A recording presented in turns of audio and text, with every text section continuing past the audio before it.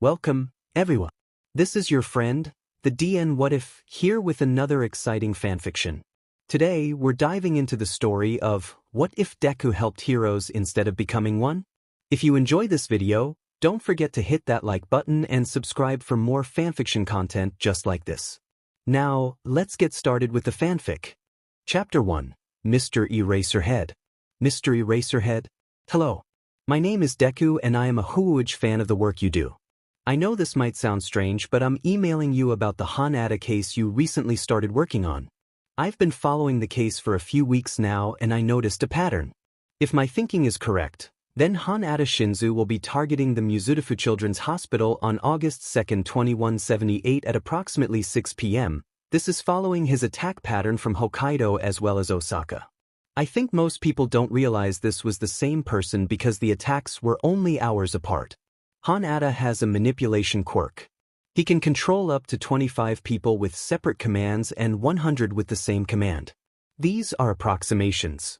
He doesn't have to be in the same place. Hanada can be hundreds of miles away and his quirk will still work, he just needs to have seen the person. Hanada was probably volunteering in the facilities that he attacked for at least a week before the attacks occurred. If you look through the volunteer records of each location, you should find someone matching his appearance, though not his name, I'm assuming. You probably won't trust the words of a stranger who somehow got your school email, but I didn't know how else to contact you and I assumed, as there are probably a lot of confidential emails being sent on the UA server, that this email would be secure enough. That is why I've attached my analysis of the case and included steps you can and should take to verify this information. I hope this helps and I wish you luck. Sincerely, I have reviewed the analysis you sent and I have 2 questions for you. Who the hell are you? How'd you know I was working on the case? After reading the analysis, it was obvious that the Hokkaido and Osaka attacks were related, but none of the 50 people working the 3 cases made that connection. We've caught Hanada and are investigating any further connections that he has right now. Your analysis was extremely in-depth and rather impressive. I give you my thanks for it. A lot of lives were saved. This is my personal email. You were right, the UA email is secure enough, but in the future I would rather you contact me here. Eraserhead. Mr. Eraserhead. I am so glad the information was correct. I just noticed the similarities in the attacks, and after watching an interview from one of the victims I realized what Hanada's quirk was. After that, it only took a couple hours to figure out the limitations based on the distances between Hokkaido and Osaka and the number of people under his control. When the orphanage was attacked, I immediately connected the pattern. I knew you were working on the case because I saw you with the other investigators who had been on scene right after the Mizudafu attack. I've always been interested in heroes, which is how I knew who you were. Thank you for taking the analysis seriously. Not everyone does. I mentioned in the first email that I was a huge fan, right? Do you mind answering a couple questions for me? They're quirk related, so I completely understand if you're not comfortable with it. I find quirks fascinating, and as I don't have one of my own, I can only learn about them by asking other people. Most people don't like it when I ask about quirks. See. Please ignore these if they make you uncomfortable. Does your quirk work with a mirror, or do you have to maintain direct eye contact with a physical body? If it does work in a mirror, could you use that to work your quirk on multiple people? Since it's one point of contact instead of many. Do you feel anything when you erase a person's quirk?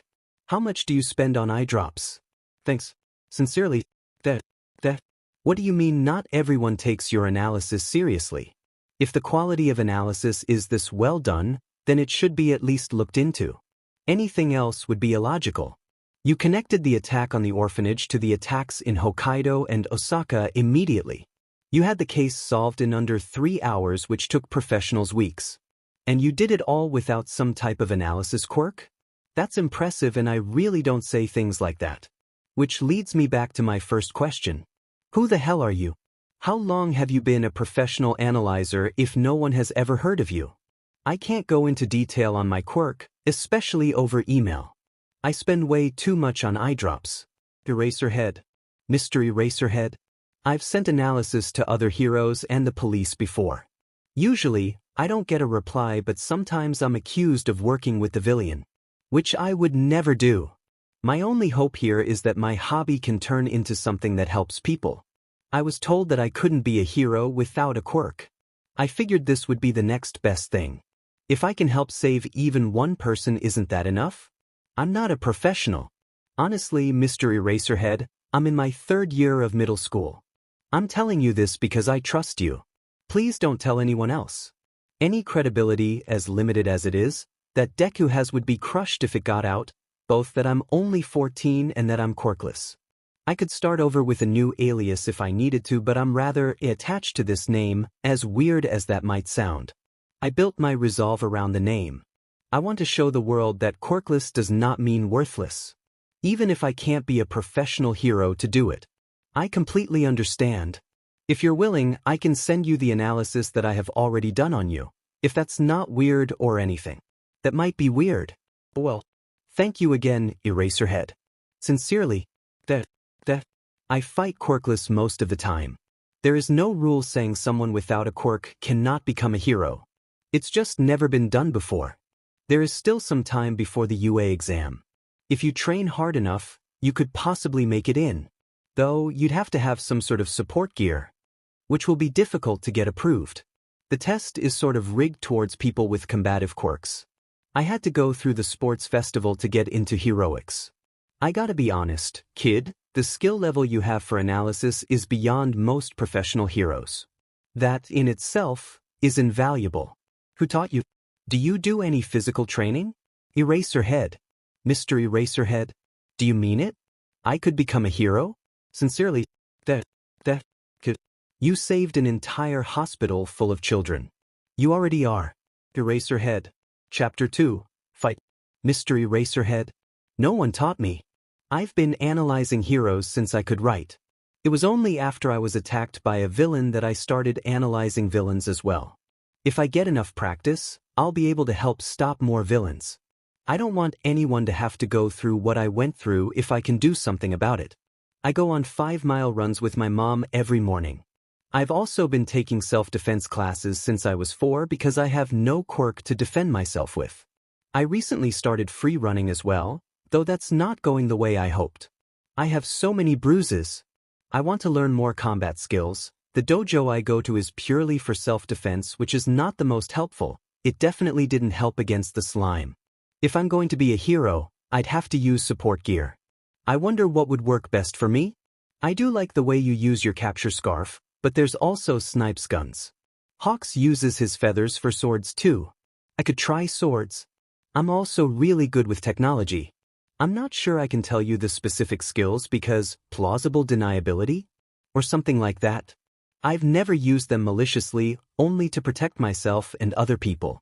But I know that many heroes might not see it that way.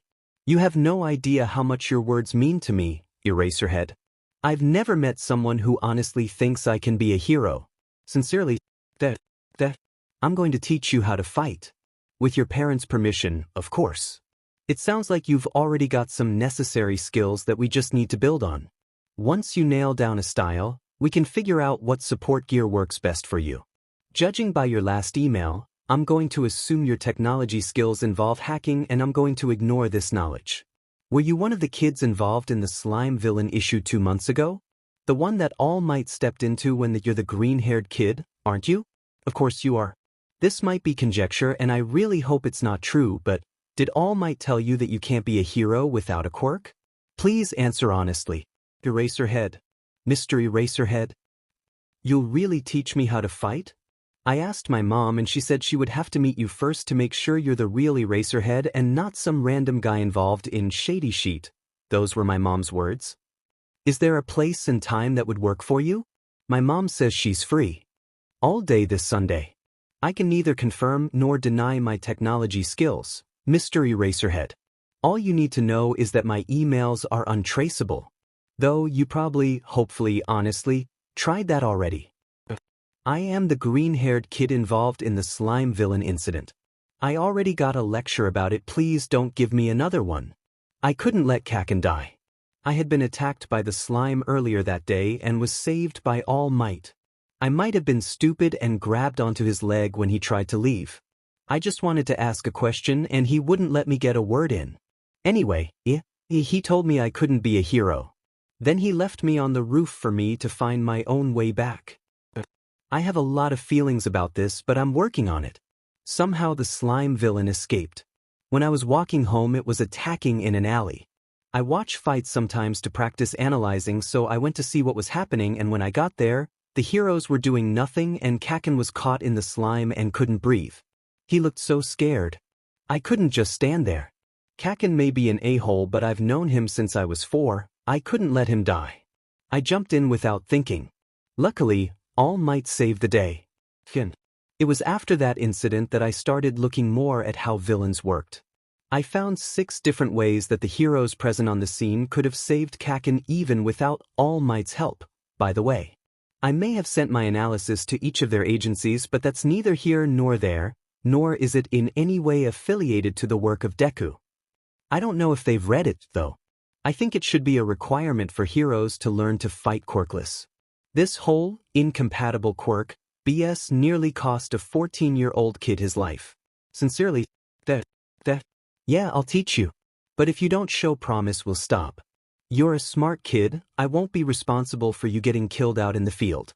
Please call me Aizawa when we meet. I'm free Sunday. There's a cafe on 3rd and 45th, Cats. Let's meet there at 1 p.m. You're not allergic to cats, are you? As for the slime villain incident, I agree with you. They should not have given up like that, especially as there was a civilian involved. You saved his life by stepping in. I do hope you'll be less reckless in the future, but I won't lecture you for this incident. I will have words with All Might. Also, if you wanted, I could follow up with those heroes as agencies about their actions during that incident. This is the type of thing that gets innocent people killed. Eraserhead. Mr. Eraserhead. I'll see you Sunday.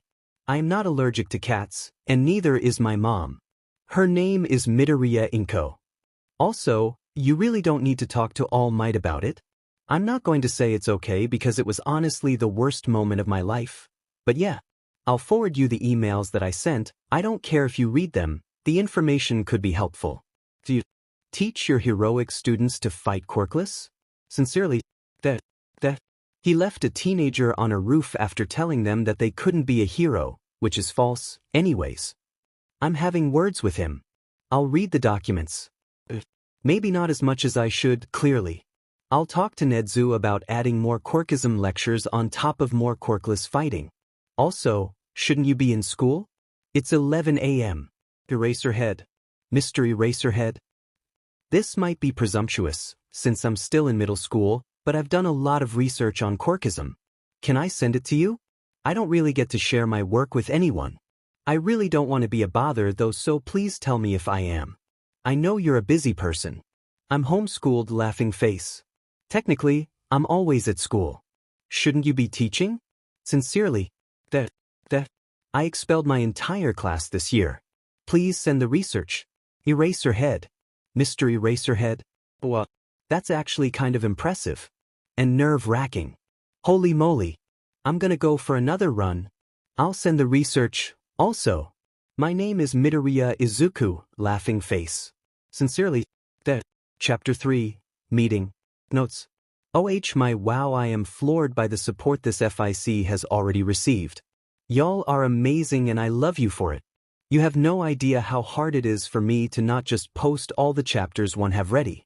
I don't want to run out of content, though, so we'll be doing 1 to 2 chapters a day for now, laughing face.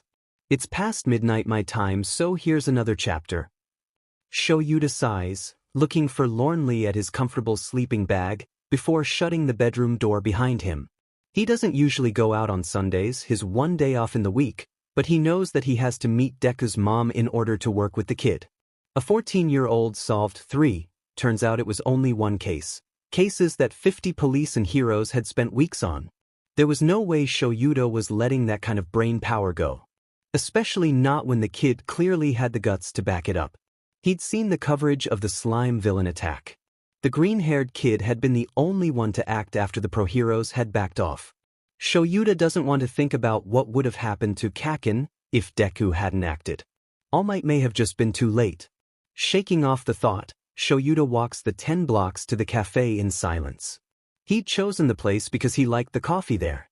It also helped that the cafe had 2 cats that loved to lounge around with customers. None of the people he's meeting are allergic to cats, thankfully. Shuda's not actually sure he can be associated with anyone who is allergic to cats. Aizawa-san. A grossly chipper voice calls his name as soon as he enters the cafe. Shoyuta looks over to see the vaguely familiar green hair. Thankfully, he'd told the kid to call him by his civilian name. He walks over to the table. Hello, I'm Midoriya Inko. A green-haired woman with the same bright eyes as Deku introduces herself, standing up to shake Shuda's hand. Thank you for meeting with us. I should be thanking you, Midoriya-san, Shoyuta says gruffly. The kid is staring at him with wide eyes. Shoyuta feels strangely exposed. Shoyuta sits in the empty booth across from the Midoriyas awkwardly. He's saved from having to make small talk by a waitress coming up to take their orders. Shoyuta orders a caramel cappuccino. He notes that Midoriya-san orders a vanilla latte while Deku orders a peppermint hot chocolate. Aizawa-san, the younger Midoriya Izuku says almost gleefully as he leans across the table as soon as the waitress leaves. I found a video of your winning fight from your first sports festival. The news shocks him. Shoyuta hadn't known there was footage of that fight, let alone it was accessible. He'd figured Izuku had found the footage from his third-year festival. Izuku, Midoriya-san admonishes softly. Mom, Deku whines petulantly. He turns back to Shoyuta with a grin. You didn't use your quirk at all in the last fight. I didn't, Shoyuta replies because it's true. He hadn't needed his quirk in the last fight. Handa-san had been exhausted already from his semi-finals fight and the subsequent healing. You also didn't use it in the first round of the festival and only once in the second round, Deku adds. He turns to his mom with a grin. Which means I really don't need a quirk to be a hero. Shoyuta can see it now. The guilt in Midoriya-san's eyes. The pleading look in Deku's. The kid has gone his whole life without someone believing in him until now. I don't rely on my quirk in a fight, Shoyuta confirms. His voice takes on the tone that he uses mostly in the classroom. The one meant to motivate his students. I've seen too many heroes become reliant on their quirks. He looks Midoriya-san in the eyes. Your son already has the makings of a hero, Midoriya-san. Please allow me to prepare him for the UA exam. He bows his head. Okay, Midoriya-san agrees quietly. Deku's grin is all Shoyuta needs to know that he's doing the right thing. The kid has potential and Shoyuta doesn't want to see it go to waste. It's not like he has a class to teach this year, anyways. Chapter 4. Mr. Aizawa head. That I'm not sure what to call you anymore in these emails. Thank you so much for meeting with my mom and I today. I really appreciate you taking a chance on me. I promise not to let you down.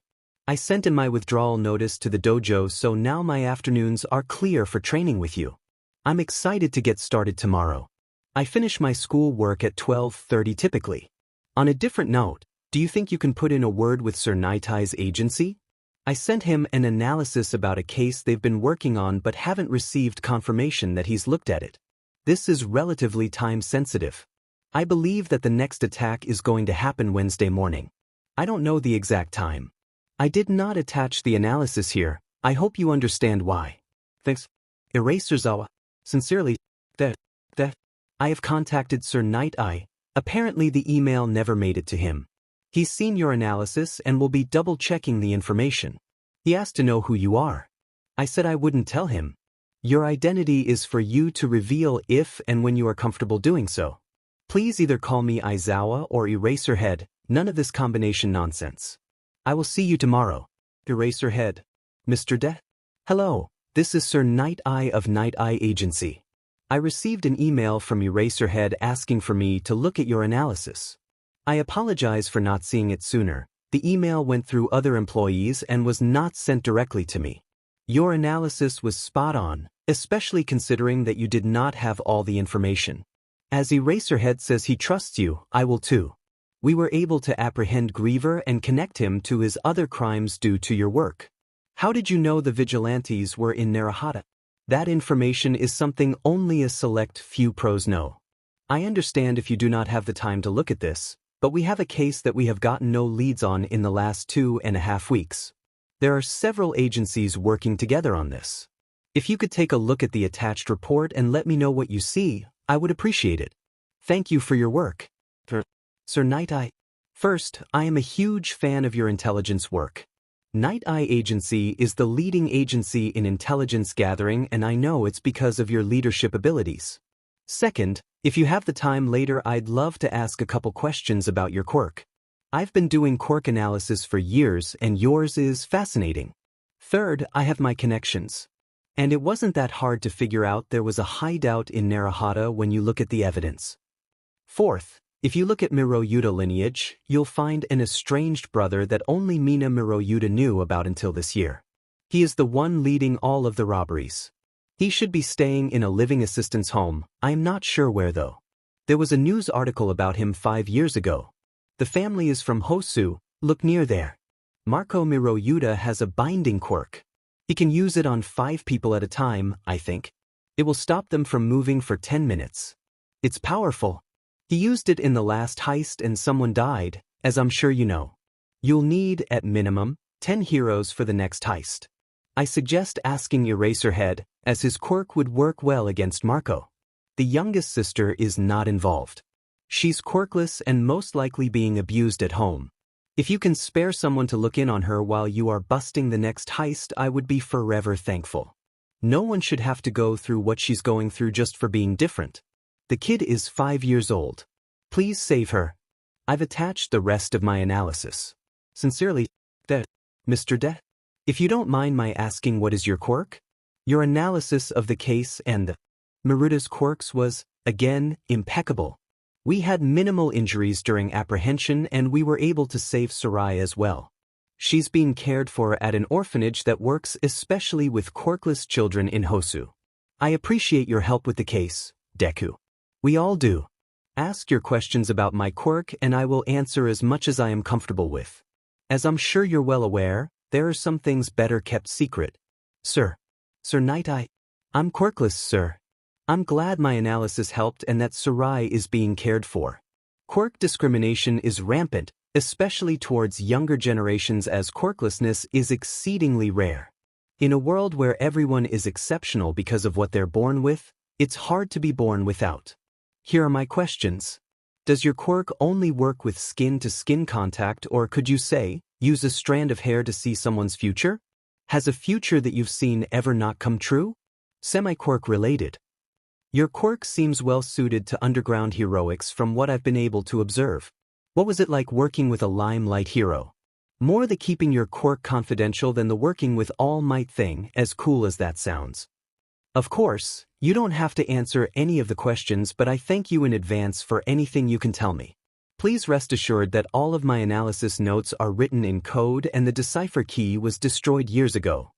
Sincerely, Chapter 5. Training. Izuku has never been more excited for a workout than he is for this. He starts training with the Eraserhead today. A man he has admired for years for his ability to not only fight without his quirk, but to use a quirk many would see as something bad for heroics.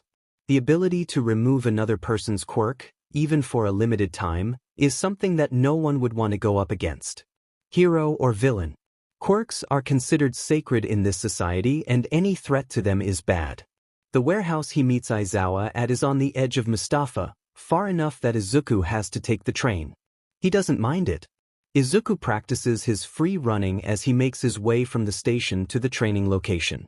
He slips up a couple times, but it's definitely better than what it was last month. You're late, Aizawa says by way of greeting when Izuku lands on the ground in front of him. I'm 5 minutes early, Aizawa-san, Izuku says after checking his watch. I'm coming from the other side of Mustafa. It takes exactly 25 minutes and I left 30 minutes before the established time. Aizawa hums. He leads Izuku inside. The warehouse is like nothing Izuku has ever seen. It's clearly set up for hero training, with high platforms on the far end and several courses set up around the edges. The middle looks like an arena. We're going to start with an assessment, Aizawa tells him, so that I can have an understanding of exactly what level you're at. Okay, Izuku agrees. He feels nervous. He really doesn't want to disappoint Aizawa, not after the man has agreed to help Izuku, despite having no reason to do so. The tests go well. Izuku is in better shape than most of his peers and he's worked hard to make it that way.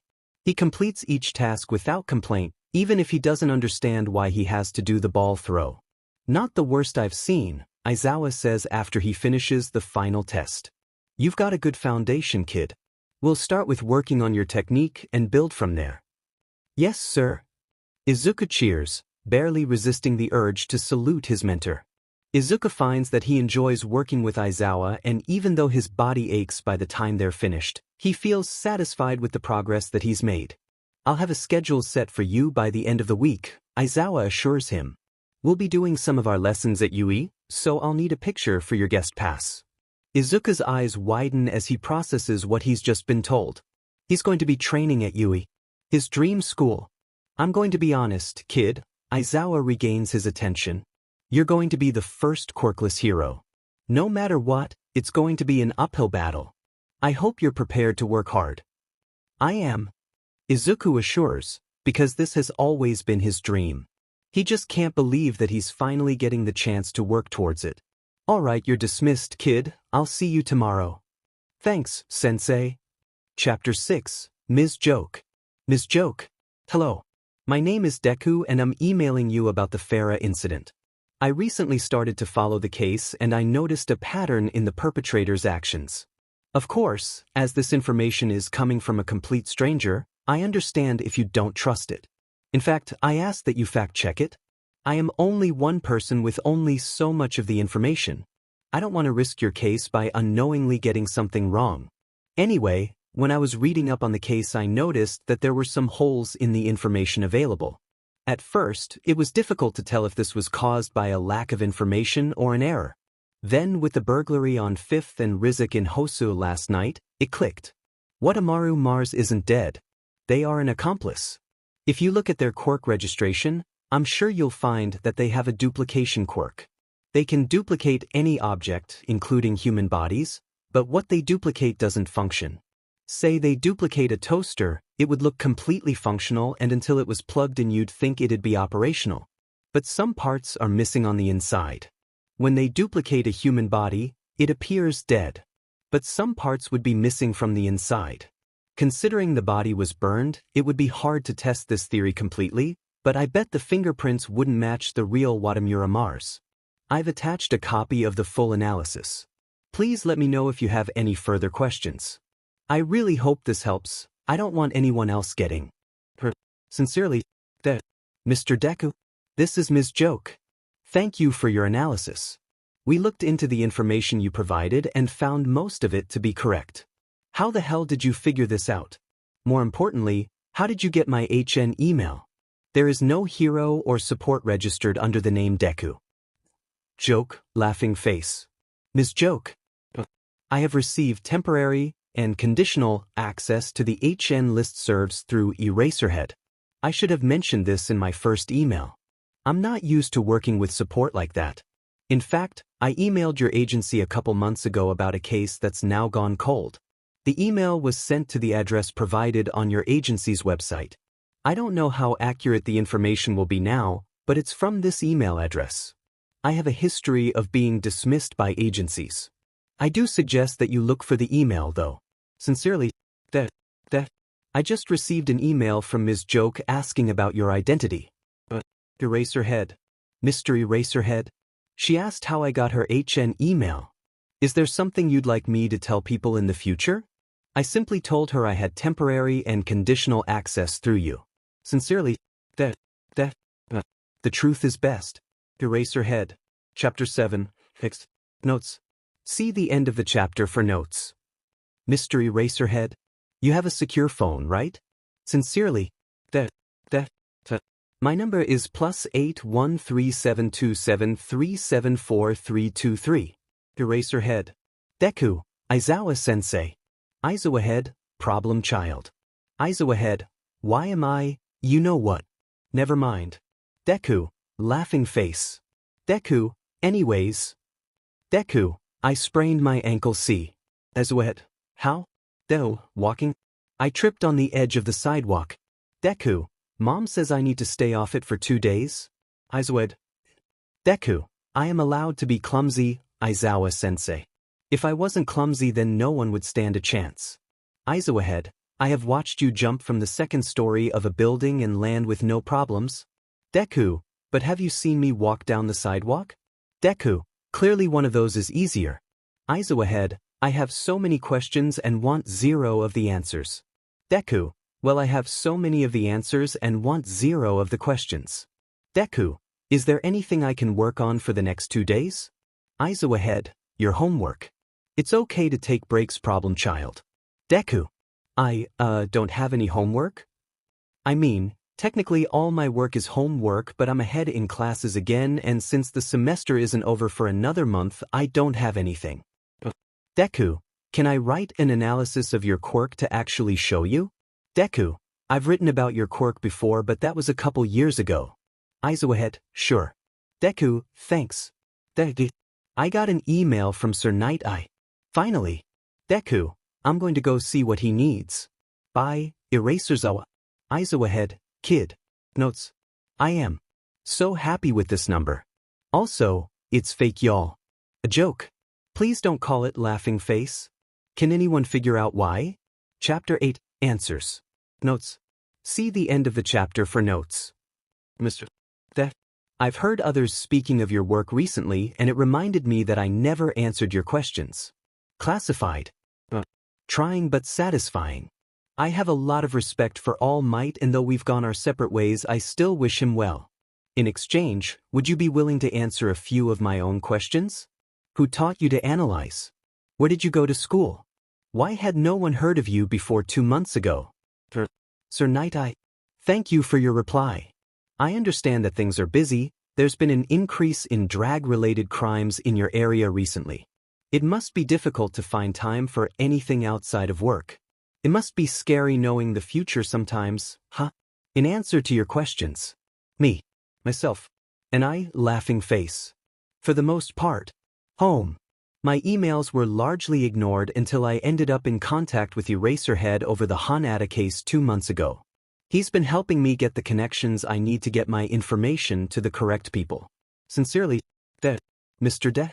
I lost the bet with my sidekick. I was convinced you'd learned from Nedzu somehow. If I may, there's another case my team and I are stuck on. We have too many higher profile cases to work on right now, and most of the nearby agencies are in the same boat as us with the rise in crime in the area. Would you be able to take a look? The information is attached. Sir Night Eye. Thank you for the compliment. I would love to learn from Nedzu, but alas, I'm not in high school yet. I'll get back to you on the case soon. I'm stuck at home right now, so it shouldn't take that long. Sincerely, Notes. I am so grateful for all the comments, kudos, bookmarks, and subscriptions. I love it all so much. I'm on Twitter. You can follow me at Bakanohero_. There's no content there, yet, but I look forward to interacting with anyone who wants to, laughing face. Chapter 9. Nedzu is absolutely terrifying. Notes. The chapter title might be out of context, but still 100% accurate. From Deku, Nedzu. Deku. Aizo ahead. The thought of you learning anything from Nedzu is absolutely terrifying, problem child. Aizo ahead, but I do understand why he'd make that assumption. Your analysis is scarily good. Deku, I'm crying. Deku, why is it that I had to wait nearly 15 years for someone to compliment me? Deku sheet. Should not have sent that. Aizo ahead. Deku, can we ignore that? Aizo ahead, for now. Deku, thank you. Deku, anyway, I have a new case from Night Eye to look at. Bye. Aizo ahead, good luck, kid. Deku, thanks. Chapter 10. Notes. Izuku, low-key a vigilante. Eraserhead and Night Eye predict. See the end of the chapter for more notes. Sir Night Eye, this looks like a trigger case. I'm not sure why no one made note of that, but the actions of Ms. Ketsu elevated emotions, especially anger, stronger quirk, memory loss align with other instances of trigger use, though the memory loss is concerning. However, as you'll see in the profile I've made, it's likely that this wasn't a voluntary dosage. If there are other similar cases, we may be able to get a better idea of where the providers are operating. Ms. Ketsu is from Hokkaido and was here on a business trip? Yes? There's no note of the last place she remembers being. If you could get that information, I'll start building a case profile. I think this might be more problematic than it looks. Also, if you can, ask about cases with similar profiles in as many cities as possible. Dating back maybe 5 years? Has anyone been checking for any lasting damage to Miss Ketsu's quirk? I have a few theories on what we're dealing with, but I'll need more information if you want me to keep working on this. Though, since it involved Trigger, most likely, I understand if you need me to step back, as I'm not a hero or a police officer. Sincerely, Mr. De. I was rereading your previous email and noticed that you said you weren't in high school yet. Please explain this. Sir Knight, I'm in my 3rd year of middle school. Eraserhead knows this. I've been training with him for 2 months now. I didn't mean to hide this information. Really, it just wasn't relevant to any of our previous conversations and you never actually asked. But yeah, I'm a quirkless 15-year-old and I completely understand if you're not willing to work with me anymore. I will, however, continue to send anything I think might help with the case. My comfort and yours means nothing when there are lives at risk. Sincerely, Mr. De.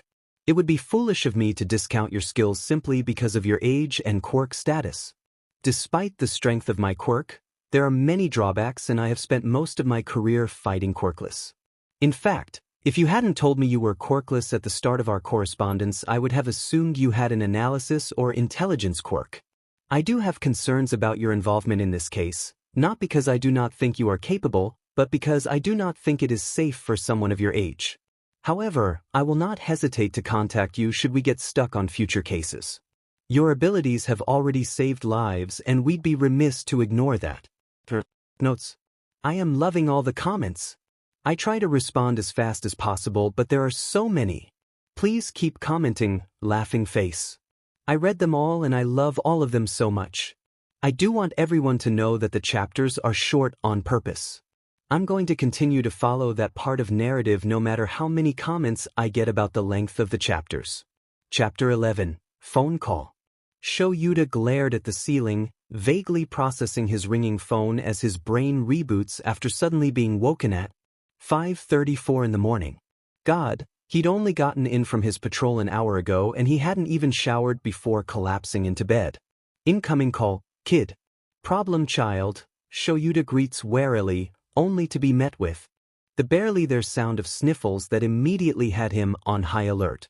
Sorry, Izuku apologizes, his voice breaking as another stifled sob escapes. See it? Aizawa-sensei. Kiss, what's wrong? He's already out of bed, capture weapon in its place around his neck. Izuku doesn't sound like he's in any physical distress, but Sho Yuta knows just how tedious emotional stress can be. When the kid doesn't respond, Sho Yuta grips his phone tighter and pushes his feet into his shoes. Izuku, where are you? Home, Izuku manages after a moment. I'm not in danger, Zua. Sho Yuta lets out a breath, his tense shoulders relaxing marginally. Problem child was okay. Deku was fine. Physically at least. Now he just has to deal with a distraught teenager. His favorite thing after not getting coffee in the morning. Yeah, he's totally prepared for this. What happened, kid? Sho Yuta asks when Izuku calms down. Night eye, if that BS dirty hurt the kid. Sho Yuta isn't sure what he'd do.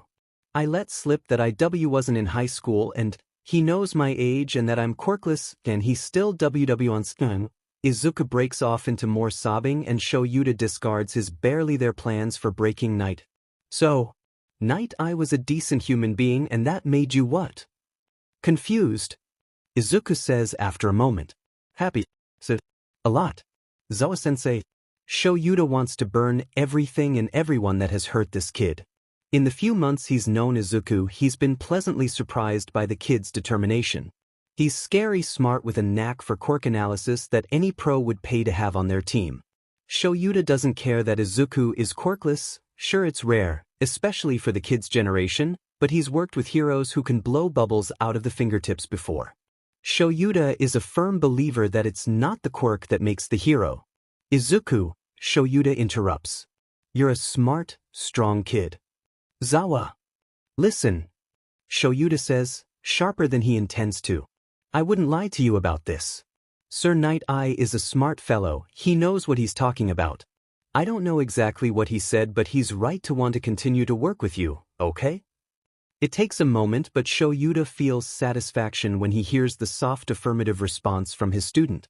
Good, Shoyuta grunts. Now it's early. Get some more rest, alright? I'll see you for training later. Chapter 12, Sender, Unknown. Sender, unknown. To whom it may concern. Sincerely, the sender, unknown. Understandable. This is the most bizarre exchange I have ever had, and that is saying something. If you need my assistance, then please let me know. This exchange is untraceable by most sources, and anyone who can trace it will struggle to break through the encryption. The only hero I can imagine that would try with success would be Nezu himself. Villain-wise, there is no one that I can think of unless there is a new villain in the area. So know that any correspondence will be safe. If you could also explain how you found this email, that would be great. Sincerely, This is Nezu. I was wondering how you got access to UA's files. It took hours to track you down, which is impressive. I still cannot find any information on who you are after 2 additional days. This is the most intriguing puzzle I've had in years. This makes so much more sense. If you're worried about UA's security, there is no need to be. I'm sure you noticed the extra protections I left, especially around student files and teacher schedules, as I'm sure those getting out would leave UA especially vulnerable. I think, if my judgment of your character is accurate, that you would rather figure out how I did it and who I am on your own.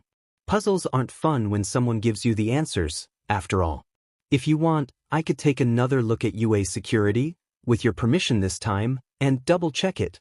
I've updated the security to a couple agencies now, and I'm sure they can vouch for my work. Aizawa Shoyuta, Emi Fukukado, and Sir Night Eye would be the ones to ask. As to the why, UA had information that I needed for a time-sensitive case, and the police weren't listening to my request that they asked for it, so I had to take matters into my own hands. 3 of your students are alive because of this. I'm sure you can ask Detective Tsukachi about the case. Hopefully, should a situation like this arise again, I can just contact you? Sincerely, Another look at our security from an outside source would be marvelous. I have spoken with Aizawa and he vouches for your work and character. For someone so new to the heroic scene, it's impressive to have this many heroes vouch for you. I will figure out your identity and how you broke into UA security on my own. You were right, it would be a shame to have you tell me the solution to this puzzle. I look forward to speaking with you more, Deku. Your portfolio is already quite impressive. Chapter 13, Training, Library and Lawyers. Notes. Alternate title, You've Unlocked, Tragic Backstory Level 1. See the end of the chapter for more notes. Izuku loves training with Aizawa, or Zoa as he's taken to calling the pro hero. They get along well, considering Izuku is a teenaged menace, and Aizawa is an insomniac with too many jobs and a drab take on life. Despite everything Izuku has been through, he still starts every day with a smile. Aizawa says he hates it, but Izuku knows the hero worries when Izuku isn't smiling. You're getting better, Aizawa admits, in one of his rare moments of genuine acknowledgement. He's a good teacher, fantastic even. I learned from the best. Izuku starts with a cheeky grin. Sensei was. Aizawa rolls his eyes and covers Izuku's mouth with his capture scarf. Izuku snorts and waits for the man to release him before he picks the end of his own scarf and prepares for the next round. I might have accidentally challenged Nezu to find out who I am, Izuku admits sheepishly after Aizawa has once again pinned him to the mat. I can't really explain how, but it happened. Problem child, Aizawa groans. Why can't you explain? Plausible deniability, Izuku squeaks. It had to do with the Haru Yukai incidents. I can't say more than that for various legality and safety reasons. Kid. Aizawa grunts. Izuku is pretty sure he's never seen his mentor look more done. There were lives at stake, Aizawa-sensei. And it's not like I'm going to go out and get physically involved. Deku's work is too important for me to risk getting hurt like that. I think you mean that your life is too important for you to risk getting hurt, Aizawa counters. Izuku looks away. Never mind the legalities. As long as I didn't throw the first punch, I wouldn't be considered a vigilante, technically speaking, Izuku says, if only to be obstinate. He trusted Aizawa, but it still helped Izuku to push buttons, see how far he could go. And as long as he never actually followed through, it'd be fine. Since the slime villain incident, Izuku had not been physically involved in any villain attacks. I would never want to be a vigilante, anyways. Izuku says cheerfully before Aizawa can figure out how to respond. Not one that fights. I'd just get in the way if I was physically there, and that's not what I want. I trust you, kid, Aizawa says simply. Izuku thinks that his teacher might know exactly how much those words mean to Izuku by the barely there smile on the man's face. After training ends, Izuku heads to the library to get some of his schoolwork done. He doesn't go to a public school anymore after an incident that ended with his mom making sure Aldra would never open its doors again. Instead, he had opted to finish his required coursework online. He knew it wouldn't be worth the trouble to try again with a public school. Midoriya Inko was, to most, an unassuming woman, the only thing standing out about her appearance being dark green hair and slightly lighter green hair. Usually, Inko was a soft-spoken woman, caring to a fault and unbelievably kind. Unless you did her or her family wrong. Then she was fierce and stubborn. When she was younger, Inko had been training to become a nurse before she'd helped a young man to the hospital for his injuries, and he'd been turned away because he had a mutation quirk. Inko had studied the law, and then she'd helped that man file a lawsuit and had defended him in court, all without a degree.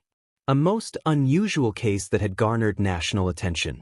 Then, Inko had gone to law school, met Izuku's dad, and the rest was, as they used to say, history. Now, Izuku's mom was one of the top quirk discrimination lawyers in the country.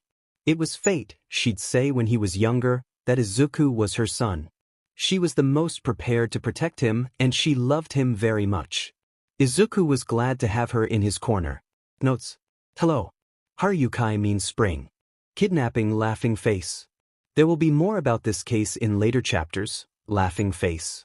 Edited 12/05/2020 for continuity issues, laughing face. Chapter 14. More about Inko. Aizawa head, as Midoriya?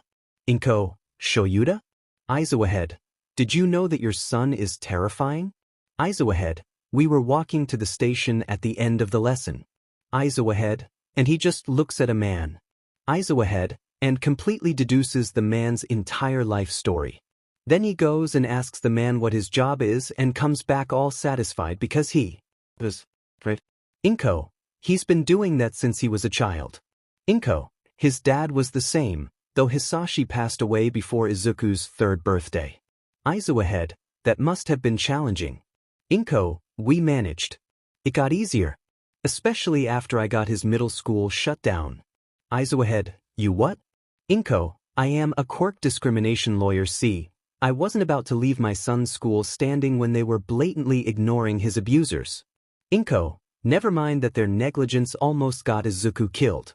Aizawa head, I am glad this school is shut down. Aizawa head, this does explain why he's homeschooled. Inko, indeed. Inko, so, I have a meeting with a client in 10 minutes. I'll see you for dinner tomorrow, right? Aizawa head, I am too afraid to skip. Inko, good laughing face. Chapter 15. Another day, another case solved. Summary. Or is it? Notes. Guess we'll have to wait to find out, huh? See the end of the chapter for more notes. Mr. Deku, I received your email and I just wanted to say thank you for the heads up. We were able to apprehend the villain with minimal injuries because of the information you provided. I do wonder how you received some of your information, but since you know Eraserhead and he trusts you, I won't ask. I have another case that I would value your input on. We've been tracking a man, Harrison Keela, for weeks and we're getting no closer to apprehending him. He poses a danger not only to himself but to the general public. My team doesn't know I'm reaching out to you, but I feel that it will be vital. I have attached everything we have on the case. Thank you. Ingenium. Mr. Ingenium, I'm glad you received my email and that the information was helpful. I appreciate the trust that you have placed in me and my work, and I promise not to abuse it. The work I do is for the good of people. I want to protect. I will take a closer look at the information you have provided and get back to you in the next couple days. Is Harrison working alone?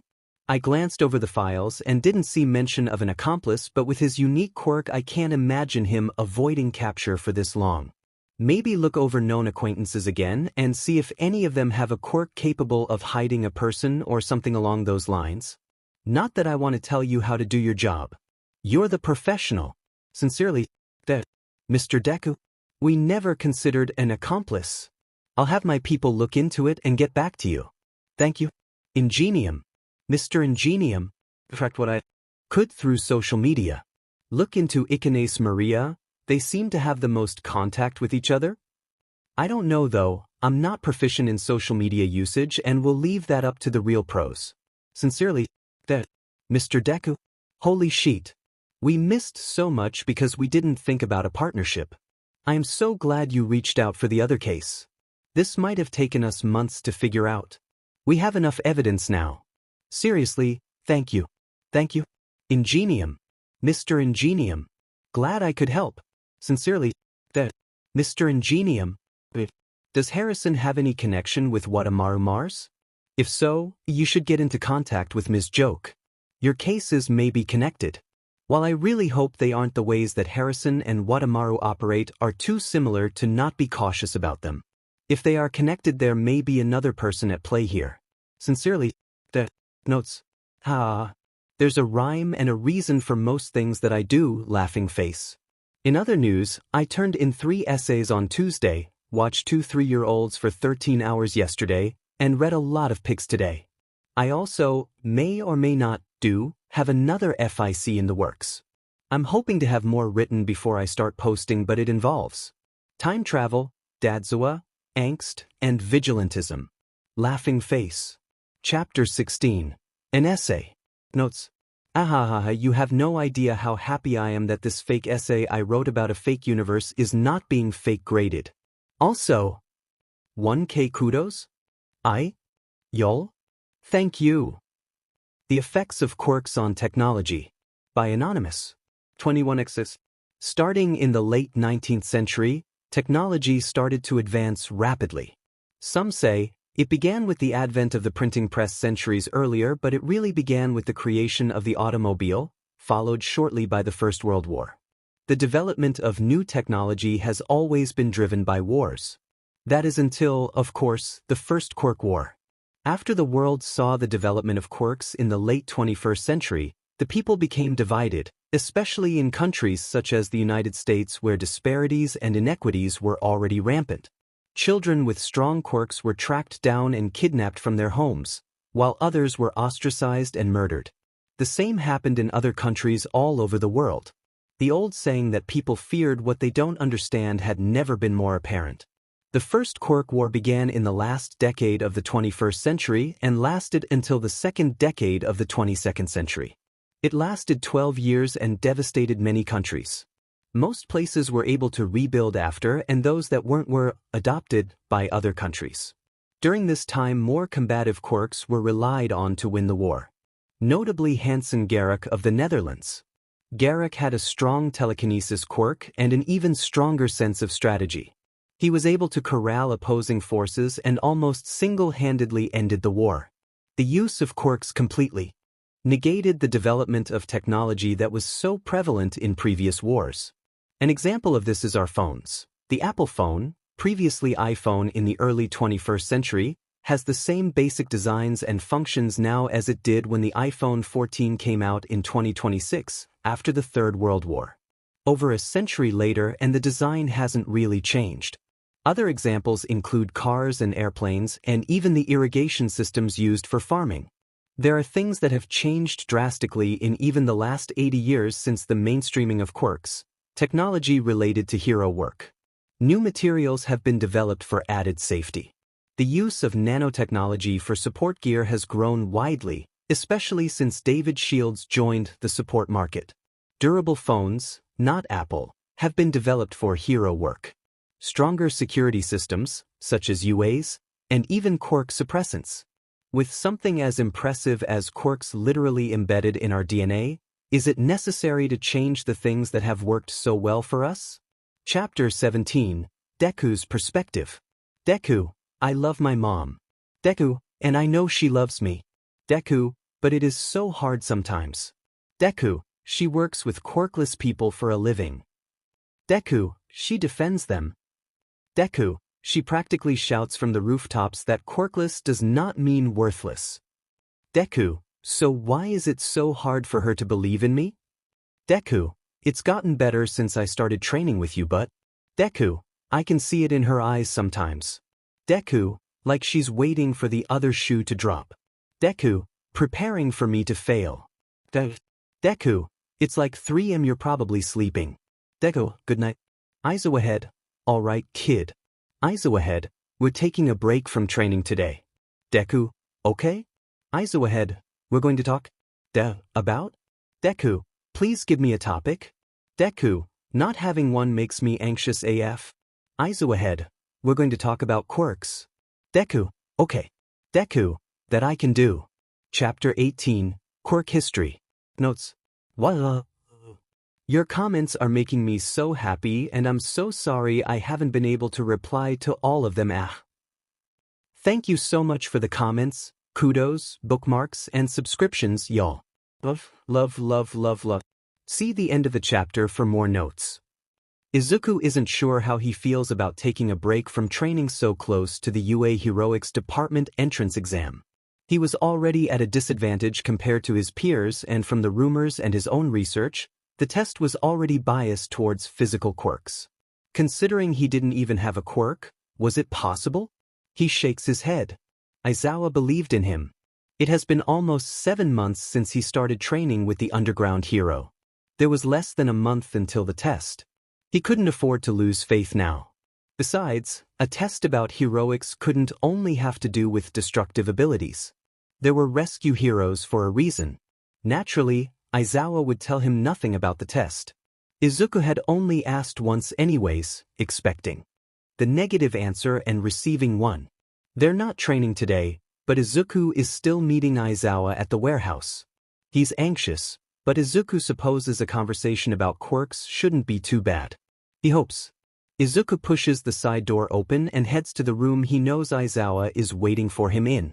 It's a small lounge, what used to be the office when the place was a working warehouse, with several plush chairs, a couple beanbags, and an old couch that Izuku likes to take naps on sometimes when he arrives early for training.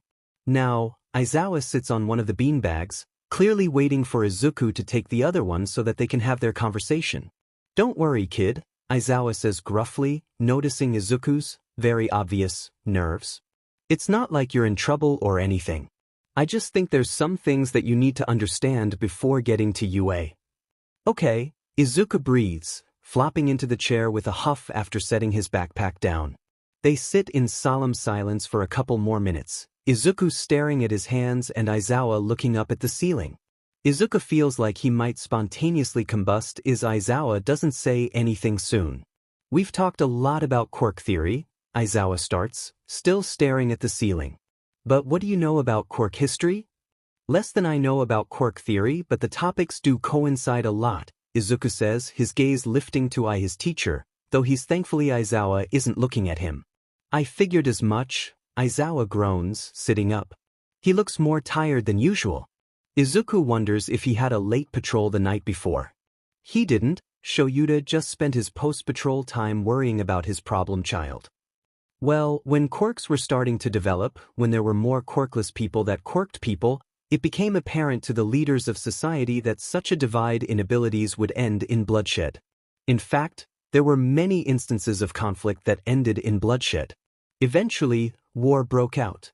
The First Quirk War. Yes, Aizawa agrees with a nod.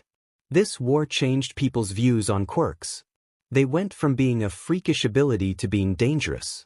So people with quirks were hunted down. Izuku knew this, he did, but hearing his teacher speak it in such a monotone voice hit different than reading the words on a page. So the tides turned again after people with quirks started fighting back. That was when the Hero Safety Commission came into play in Japan. They found quirked individuals on the side of people without quirks to fight against other quirked individuals. These individuals were the first heroes. Once the heroes gained more popularity, the culture shifted again and quirks became something to covet. That was just the first generation of quirk users. Over time, as more quirked people were born, the views on quirks shifted. People who were born quirkless were at first seen as people to protect, but as it became less common, the experience of a quirkless person became what you have surely experienced. Easy targets. More or less, yeah. Why did you bring this up, Aizawa-sensei? Izuku asks because this is something Izuku knows. A little more detailed, sure, but common knowledge. What do you think your mom sees when she's working with her clients? Izuku takes a moment to think about this. He's never really considered it before, and given the context of Aizawa's lecture, he knows that he shouldn't rush his answer. People like me, Izuku says quietly, who've had a progressively more difficult time fighting back against the system as views have changed. She sees what I could easily become without people like you and her who believe in me. She also sees the darker sides, Aizawa reminds him gently, sitting so he can see Izuku now. The senseless crimes committed against people without quirks. She's seen it all and more. So when she looks at you, she sees me. Izuku breathes, tears starting to fall now because he gets it. But she also sees everything I'm going to struggle against to become a hero. Aizawa nods. You know, it's not easy to be a parent, right? Your children are cats, Aizawa-sensei. Izuku counters with a wet laugh. Regardless.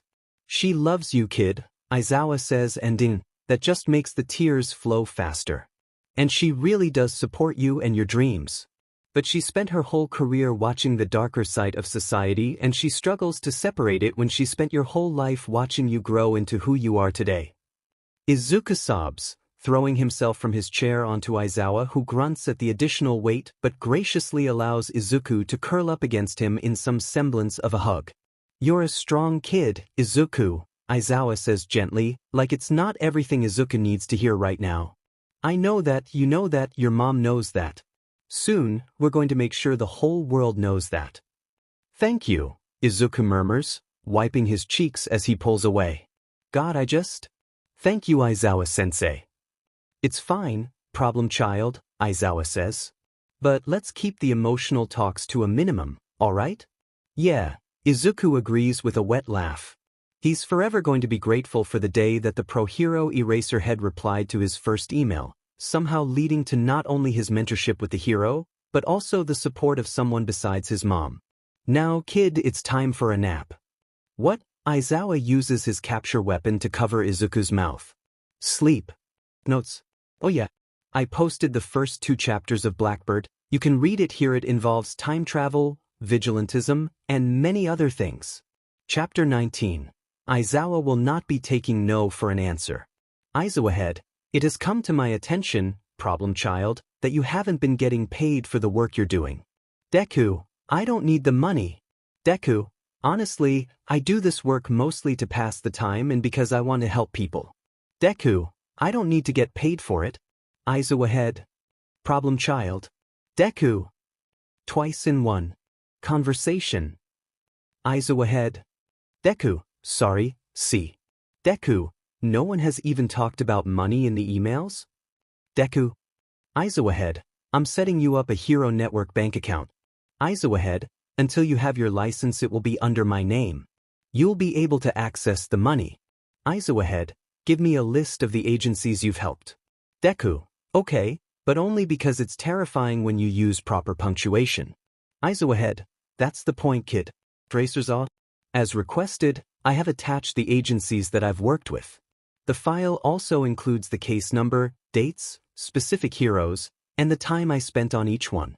I really don't need the money, but yeah, I guess if it makes you feel better, I'll probably just end up donating it to the orphanage that Sarai is at.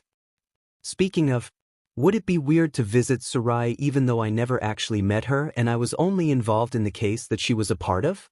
She's at the Quirkless Orphanage in Hosu and I also want to check out the conditions there, especially after the conversation we had last week and looking into more figures, and maybe I'll talk to Mom about that.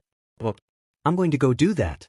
Sincerely, that kid, I'm not going to tell you how to manage the money you will be getting from the cases you have worked on. You're a smart kid, you'll figure that out. Just remember it would be good to start saving money now for support gear and other things that you'll be needing when you're officially a hero in training. You're talking about that case with Night Eye, correct? If you want, I can talk to him about setting something up. I believe it would be good for you and your mom to visit the orphanage anyways. There should be oversight, but who knows what help those kids might need. And coming from someone who knows what it's like to be quirkless in this society, I think your visit will do wonders. Eraserhead. Chapter 20, How to Delete Text from Memory? Mr. Eraserhead emailed me to let me know that you have not yet been paid for the services you have given to Night Eye Agency, and I wanted to reach out and apologize for the discrepancy. It is true that we were busy, but that is no excuse. The money has now been deposited into your account. I would also like to reiterate my thanks for your work in the Miro Yuta case. We did not tell young Sarai of your involvement, but it also came up that you would like to visit the Hosu orphanage with your mother. If you do not mind, I would like to join you on your visit. I was directly involved in her rescue, and I feel it would help her to have a familiar face. I am also working on getting the orphanage more funds. As I'm sure you're aware, the way our society treats people without quirks is less than optimal. There is another case I'd like your input on. I've attached what we know about the case and a few additional resources that I've found helpful. We got a lead on the trigger case, so I'm following up on that and won't have time to look into this one further. Let me know your thoughts on the visit and the case. Sir Night Eye, my feelings on getting paid are complicated, so I won't bore you with them. I do appreciate it even if I find it unnecessary. So, thank you. I think having you along for a visit to the orphanage would be perfect. I would love to hear more about your plans to obtain funding and to talk more about quirkless people with you at some point in the future. I also think it'd be advantageous for you to meet my mom. She's one of the top quirk discrimination lawyers in the country. She worked on the Nakamura Akihiro case about a decade ago. I've attached my analysis of the case you sent. I also have another analysis on a Miro Yuta case. Something wasn't sitting right with me, and I think it might actually be related to the trigger case you're working on. You may want to talk with Ms. Joke and Ingenium about the Watamaru and Harrison cases respectively. There's something missing from each of the cases, and I'm not sure what it is. Since you have access to more case files and are working on the trigger case, I imagine that you'll have better luck finding this missing piece. I have been looking into cold cases recently, ones that just feel like they're related to this, which I know you said you didn't want me involved in the trigger case, but Trigger hurts people and I know I can help. Anyways, I found a case that the police worked on about 15 years ago that I think might be necessary for you to look at. I've attached the file. Unfortunately, I can't get access to the rest of the non-public information, so there's only so much I can do about this case. I'm going to be talking to Eraserhead about this as well. This feels big. Sincerely, Mr. Dead. I will be having a meeting with Eraserhead, Ms. Joke, and Ingenium to review the cases that you have noted. If you are comfortable showing up in person, we would like you to be involved. The meeting will be this Thursday at 6 p.m. at Night Eye Agency. I ask that you do not discuss this with anyone outside of this group. I know I said I didn't want you involved further in this, but we're in need of your analysis. Sir Night Eye, I will speak with Eraserhead. As he is my mentor and also a little scary, I will be deferring to him on the level of my involvement, but I will do anything I can to help. Without hindering the investigation because, as you are aware, I am still a minor with no official training. Sincerely, Deku, Eraserhead. Aizawahead, what did you do, problem child? Deku, nothing. Deku, I just forwarded you an email. Aizawahead, why am I not surprised that you go involved in this case? Deku, Awahead, what? Aizawahead, I just received the email from Night Eye. Aizawahead, naturally, you are the one who made the connection between the cases? Aizawahead, you can attend the meeting with me, but I must be informed of anything else you find, and if you ever try to get physically involved, you will be banned from applying for UA and expelled if it's after you start attending. Do I make myself clear? Deku, absolutely. Aizawahead, good. I will speak with Night Eye about your involvement. Deku, thanks Dad. Deku, Deku, please pretend that never happened. Deku, how to delete text from memory? Deku. This isn't Google? Aizawahead, I'm taking a nap. Deku. Chapter 21, Night Eye Agency. Notes. A lot has happened since I last posted. I'm employed. I started work a week ago and guess what? I already had to call out because I'm sick, laughing face. Anyways, sorry this is so late. I hope you enjoy it, and as always I love and appreciate any comments, kudos, bookmarks, and subscriptions even if I don't respond. Also, there is no longer an update schedule cause once I'm healthy I'll be working 9-hour days and doing grad school on top of that, laughing face. Night Eye Agency is about as ordinary as Izuku expected it to be. It looks like any other nondescript office building, a disguise so normal it's almost boring. He glances at Aizawa beside him, who has his face hidden in his capture weapon as per usual, and can't help but grin. He's going to an actual hero agency. And not just any hero. Sir Night Eye himself. The only psychic All Might had ever worked with. Izuku is still working through his feelings about the #1 hero, but he's allowed to be excited. Izuku had a hard time the last 2 days keeping his mumbling to a minimum around his mom.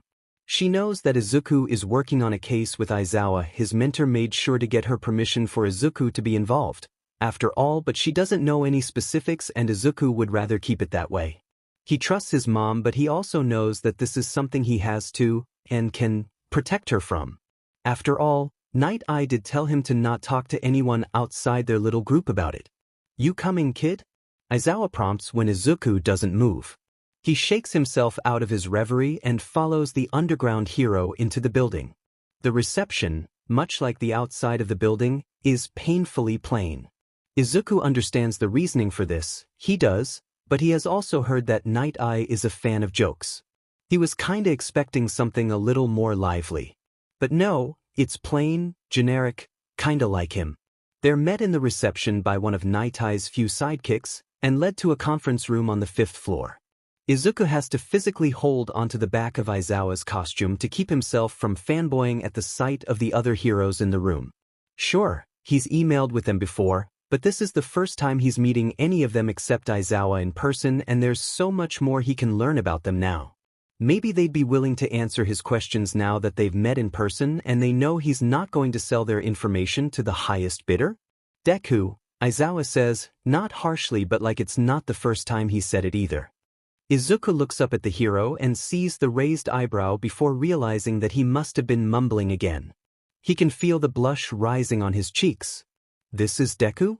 Ingenium? Asks with a look of confusion. I thought he'd be taller? I thought he'd be older, Miss Joke adds, though she's got that look in her eye that Izuku has seen grandmothers give their grandchildren before pinching their cheeks, on TV. Of course, Izuku doesn't have much experience with grandmothers. Izuku's not quite sure if it's aimed at him or Aizawa, though. I'm Deku, Izuku confirms, louder than he means to, but it does distract Ms. Joke from whatever physical interaction she was going to initiate. It's a pleasure to meet you, Ms. Joke, Ingenium, Sir Night Eye. He bows to each hero in turn. There's another hero in the room, someone Izuku barely recognizes, maybe a new hero? But he trusts that Night Eye has approved their presence, so he hardly questions it. But then, they look too young to be a hero, barely older than Izuku himself. Maybe an intern? Izuku has never heard of Night Eye bringing on an intern before. Deku, this is Lemillion. He's a second year at UA and has been doing a work study here since the start of the year. I've heard a lot about your work, Deku. Lemillion greets with all the energy that Izuku is used to coming from him. The blonde hero in training has a bright smile and his beady eyes seem to shine with their own light. Your analysis of this case is amazing. Though, I'm not so sure about involving a middle schooler in this. He trails off and exchanges a look with Night Eye, and yeah, Izuku understands where Lemillion is coming from. I won't be getting physically involved, Lemillion, Izuku assures before turning to the rest of the heroes who look equally concerned now that they know his age. While my mother does not know the details of the case, she does know of my work, and she, Eraserhead, and I have a working agreement on what I can and cannot involve myself in. My work is done on the computer only. Deku has joined us to give his briefing of the case and see if he can't glean more from the less public cases, Sir Night Eye adds from his spot at the head of the table. He was the one who brought these cases to our attention for the most part. It would be foolish to bar him from helping further. Especially since he'd managed to get himself involved anyways, Aizawa adds, and Izuku can't disagree with him there. This way I can better oversee what he's getting into and make sure he doesn't get in over his head. That makes sense. Ingenium nods after a moment. It is a pleasure to meet you, Deku. I give you my thanks for your help with the Harrison case. Your work is impressive, especially considering your age. Izuku says smartly because they're all commenting on his age and not the fact that he doesn't have a quirk. It's confusing, especially since he knows that at least Sir Night Eye and Aizawa Head know. Expected them to share his quirk status with the rest of their team, but no one has even asked. Thanks. Now that we're all acquainted, why don't we get started with the meeting? Night Eye interjects, gesturing for Izuku and Aizawa to take a seat.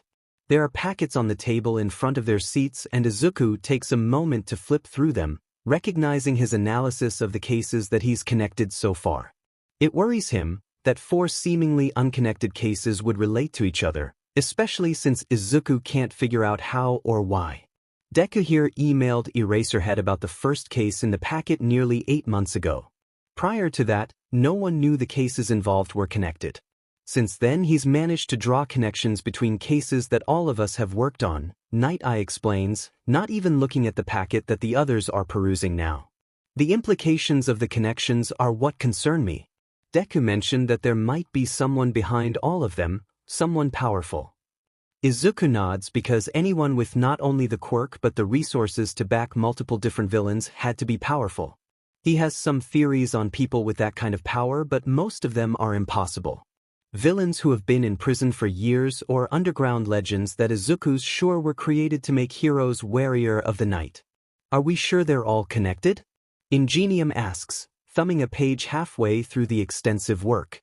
I don't want to doubt the work you've done, Deku, but it seems like a bit of a stretch in some of these cases. There's always the possibility that I'm looking too far into this, Izuku admits, because, as he's told Aizawa and Sir Night Eye, he is just a kid and he doesn't have all the information he needs. He clenches his hands together under the table to keep from shaking. He can't show these heroes how nervous he is. However, both Eraserhead and Sir Night Eye have looked at the analysis that I've done and it's highly probable that there are more related cases that we haven't found yet. The major concern here is the presence of trigger in where there should be none, Sir Night Eye adds. Over the last 2 decades, All Might has dismantled most of the gangs that were distributing the drags. Which means there's a new source, Ms. Jo concludes. Precisely, Night Eye says with a firm nod. All the heroes in the room look on edge, and that sets off alarms in Izuku's head. He knew this was bad, he knows that he's only going to be tangentially involved, but it still makes him nervous that everyone else is so nervous. What leads do we have right now? Lemillion asks. He sends Izuku a reassuring smile as he leans forward. The hero in training's movements break the tension in the room and Izuku is grateful for it. Nothing so substantial, Izuku informs, hating the stutter that pops up again. Mostly, Aizawa adds, speaking for the first time since he said Izuku's alias earlier, we're working with Deku's theories. Which are, unfortunately, not enough to go off of, Sir Night Eye finishes. But I called us all here to get on the same page and so that we could have more eyes on the lookout for information that don't belong to a 15-year-old. Deku, if you could tell them what to look for. Okay? Izuku agrees, though he definitely hadn't been expecting this. He glances at Aizawa who gives him a nod to start. For the most part, it's, changes in the behaviors of the perpetrators up to, 15 hours before the case? Say in the Harrison case, he nods to Ingenium. His actions weren't matching the profile that was created on him, which suggested an accomplice. Things like that. Another example would be going to a park 15 minutes out of the way on the way home from work. Other things include a change in the strength or appearance of a quirk. If someone who can become invisible is suddenly able to walk through walls with no other apparent quirk involved, well, that's probably going to be a trigger case, Aizawa says. Exactly. Okay, Ingenium nods, leaning back in his seat. Who do we contact if we find something? Me, Nidasis. Any information that Deku doesn't find on his own will come through me. We're trying to keep his involvement to a minimum because, as Lemillion pointed out, he is only a middle schooler. A terrifyingly capable middle schooler, Ms. Joke adds with a laugh. The meeting derails from there, with talk of Izuku's training with Aizawa and his preparations for the entrance exam next month. It's nice, especially after the strain of having to talk about his analysis in person to people that aren't his mom or Aizawa. I'm proud of you, Aizawa says unexpectedly when they're waiting at a red light on the way back to Izuku's apartment. What? Izuku almost shouts. You handled that meeting professionally. Aizawa doesn't take his eyes off the road. None of my first years would have been able to do that. Didn't you expel your entire first-year class this year? That's irrelevant. Chapter 22, Nedzu, Part 2. Notes. See the end of the chapter for notes. Marvelous. It has taken me weeks, and the only reason I figured out your identity is that Aizawa let it slip he had a personal student outside of school. 15 and already doing so well. I do hope you make it into UA. Whether or not you're a heroic student to start, I would love to have conversations with you and potentially do some extra tutoring. Though, if your physical capabilities measure up by even half to your mental capabilities, I have no doubt of your abilities to succeed. Who taught you cybersecurity? That's it. I appreciate your faith in my capabilities, though I'm not sure how much I deserve such high regards. Should I make it into UA, I would love to talk with you more. In the more likely event that I don't, I would still like to talk more. I think learning from one of the smartest beings on the planet would be amazing. Even if you do, honestly, terrify me a bit. The way you handle the media is awesome in the most literal sense. I taught myself. After being pulled from middle school, I started learning online, and I needed more than just my classes to occupy my time, so I picked up a few things. I've gotten better with hand-to-hand and a staff since I started training with Aizawa-sensei. He also has me working on strength and stealth and stamina. Unless the entrance exam is fighting robots, I feel like I'll do all right. But many quirked individuals would struggle against robots, so I'd hope a school like UA wouldn't be that biased considering you're the only hero school that accepts quirkless people. Granted, UA does allow the use of support items, especially in the case of a quirkless student attempting to make it into the hero course. I suppose that this would allow for a more even playing field, assuming the student builds the weapon themselves. I'm not the best at building, but I have been working on it for 2 years, so I'm hoping what I have measures up to the test. I have the schematics for the security upgrades I thought up ready to send. Just let me know which is the most secure way to do so. I could send them with Aizawa. I think keeping them off a computer might be the safest way for now. Sincerely, I would definitely prefer to keep any upgrades offline. If you could give them to Aizawa at your next lesson, that would be best. Thank you for your help with security. As I'm sure you're aware, my quirk, High Specs, has helped a lot with ensuring the proper security of UA, but it is always good to get another look. I'll be in contact about anything else I might need your help with, Deku. I hope that your faith in your abilities continues to grow. I believe it would be a good thing for the world to see that it's not the quirk that makes the hero, and I know you can show them. I know what it's like to be on the outside looking in. If there's any way I can help you, let me know. Even if you end up not going to UA. You've given me much to consider. Notes. Just in case anyone is confused, Izuku does not know that the UA exam uses robots. He does, however, have his suspicions that the test favors those with flashy, heroic quirks, and he's maybe, just a tad, fishing for information that Nedzu obviously doesn't give him. Up next, a surprise, laughing face. Chapter 23, A Run-In. Notes. See the end of the chapter for notes. Izuku stares up at the UA entrance with wide eyes. He's been there before for a training with Aizawa that couldn't be done at the warehouse, but somehow it feels bigger now. More real. He feels his pocket for the exam ticket that was mailed to him a week ago before taking a deep breath and stepping through the gates. He doesn't have any of his support gear on him, since he had to send them to the school to be evaluated. Thankfully, they'd all made it through the inspection, so no matter what he was up against, he wouldn't be defenseless. Not that he was defenseless without them. He's not the person he was in elementary school anymore. He wasn't someone who hid in the bathrooms during breaks and avoided walking home because he was afraid. Out of my way, nerd, A familiar voice snaps from behind him, bumping into Izuku's shoulder. He steps away but he doesn't fall like he once might have. Can't believe a quirkless loser like you is here, hey Deku. Kei Katsuki, Izuku greets with a frown. His once friend, then bully, then savior. Now, Izuku doesn't know what to think of the explosive teen. He hasn't even seen him in almost 3 years. What the hell? Bakugo snaps, turning on Izuku. His hands are raised like he wants to let out an explosion but something makes him stop. He doesn't back off as he growls at Izuku. Since when do you call me that, Deku? Would you prefer Kaken? Izuku asks, tilting his head to the side. Maybe he shouldn't be antagonizing Bakugo, but Izuku knows he has a line of people ready to go off about his lack of self-preservation. He had known, theoretically, that Bakugo Katsuki was also planning to take the UA entrance exam. When they were younger, it had been their dream to work together, saving lives and beating villains at their own agency. But when Bakugo had gotten his quirk and Izuku had gotten a target saying, "Look at me. I'm perfect for bullying," painted on his back, that had changed. 4 years, Izuku had endured until one day, when Izuku was just starting middle school, there had been a villain attack nearby. The destructive quirk had nearly toppled the school and the resulting flames had engulfed the building faster than Izuku could whisper all might.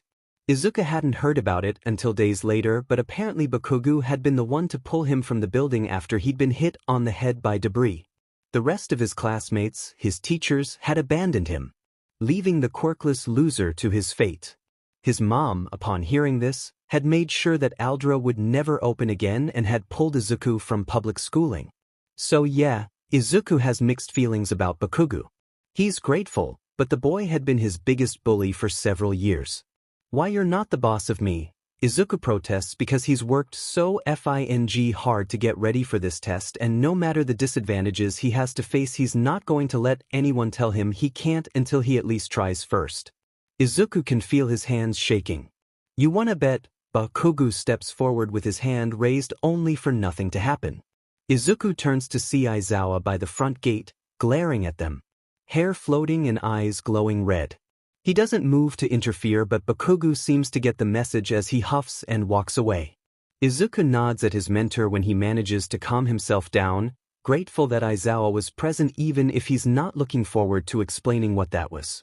Not a confrontation Izuku wanted to make today, but he thinks he might survive if that's as bad as it gets. Notes. Me last chapter. Up next, a surprise. Someone mentions Bakugo. Me? How'd you get my outline? Up next, the exam. Chapter 24. The exam. Notes. See the end of the chapter for notes. It was robots.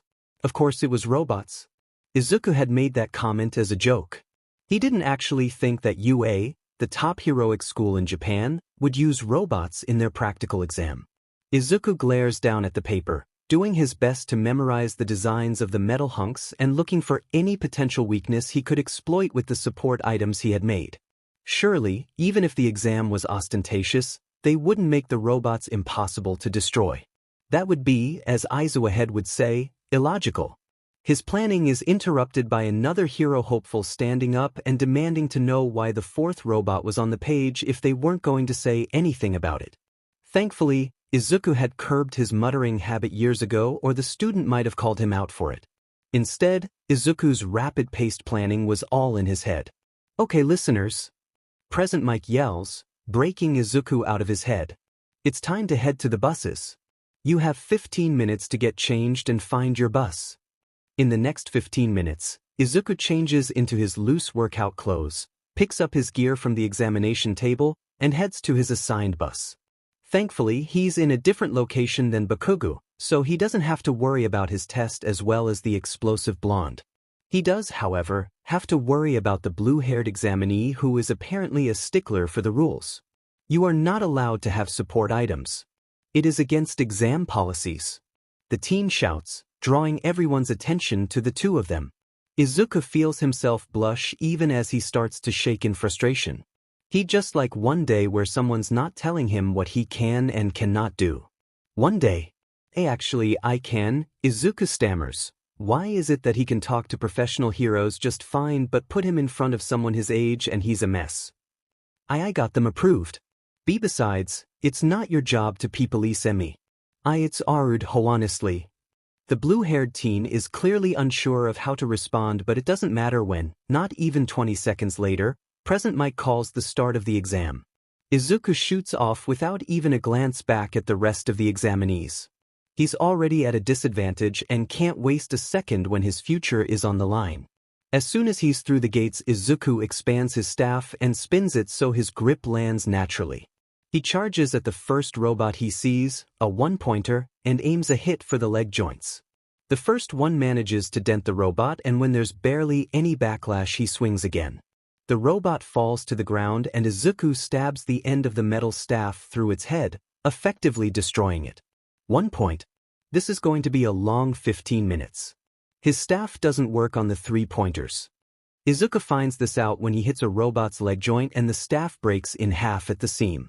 Thankfully, he made it to do that with a strong magnet, but it's unfortunate. He doubts the taser would work either, especially considering it's a single-use object. So he's going to have to use the tie line. It's a steel wire with 2 grips to protect his hands. The wire is strong enough to cut through most metals and long enough that he should be able to wrap it around the leg. Before he gets the chance, though, another examinee shoots the robot down with a laser from his navel. Izuku barely manages to avoid the resulting explosion and flying debris. Though he does get a cut on his cheek and palms when he has to roll on the ground to avoid a sheet of metal. Apologies, monsieur, the boy apologizes before taking off. This is the worst, Izuku grumbles. He has 20 points, but it's definitely not enough to make it into the hero course. He's tired, sore, and his face hurts now. He's frustrated beyond belief that Naval Boy stole his robot, and he just wants to give up when he hears the 2-minute warning from President Mike. Then there's a rumble and the ground shakes as the 0-pointer crushes buildings. Izuku stares at it in horror, part of his brain calculating how much Yui must have spent on this exam alone, but the rest trying to figure out how he's going to survive because, while the robot is slow, it's large enough to send debris flying everywhere. A baseball-sized piece of building hits his wrist and the pain makes Izuku move. He turns to run away when the cry of help from another examinee draws his attention back towards the robot. There's a girl trapped under rubble with a 60-foot robot coming to crush her. Izuku is sure that the school has enough safety precautions to prevent the death of an examinee in place, but he doesn't trust it. He knows how technology can fail. Still, he can't save the girl on his own. Izuku knows that. Hey, you too! Izuku shouts to a teen with several arms and a mask covering his face and another with gravity-defying purple hair. The teens look at him like they're ready to ignore Izuku and keep running. Someone stuck up there, can you help me? The several-armed teen's entire demeanor shifts as he looks to see what Izuku had seen. The purple one still seems to hesitate, but eventually he nods. They all take off together towards the robot. Izuku pulls up the display on his armband and starts typing. He's hacked the UA system before, and hopefully hacking the robot won't take nearly as long. He doesn't have days to do this. We don't have time for names, but arm guy, can you get the slab off? Purple hair, what's your quirk?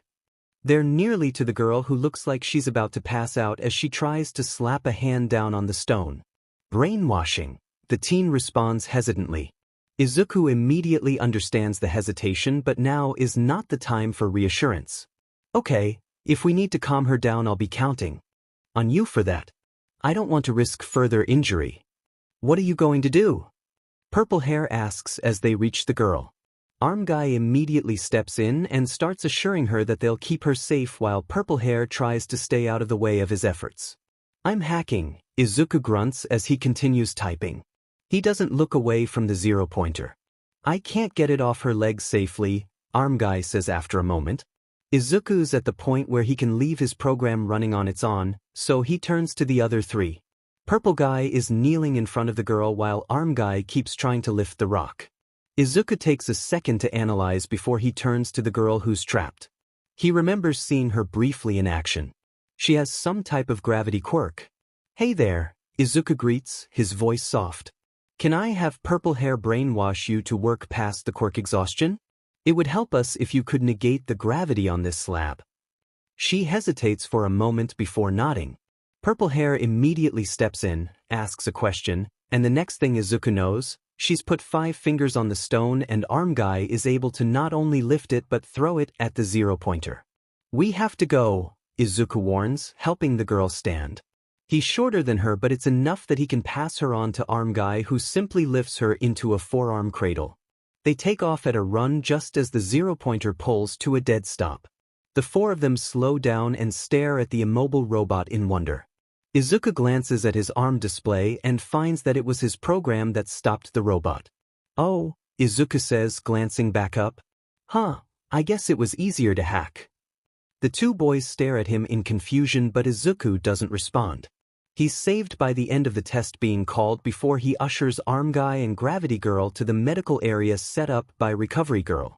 As he walks back to the bus, Izuku figures he'll have to train harder for the sports festival, since he definitely didn't get enough villain points to make it into the hero course. He also needs to send another email to Nedzu because he definitely has issues with letting thousands of untrained teenagers loose almost unsupervised against giant robots. He wonders if he should get his mom involved in this.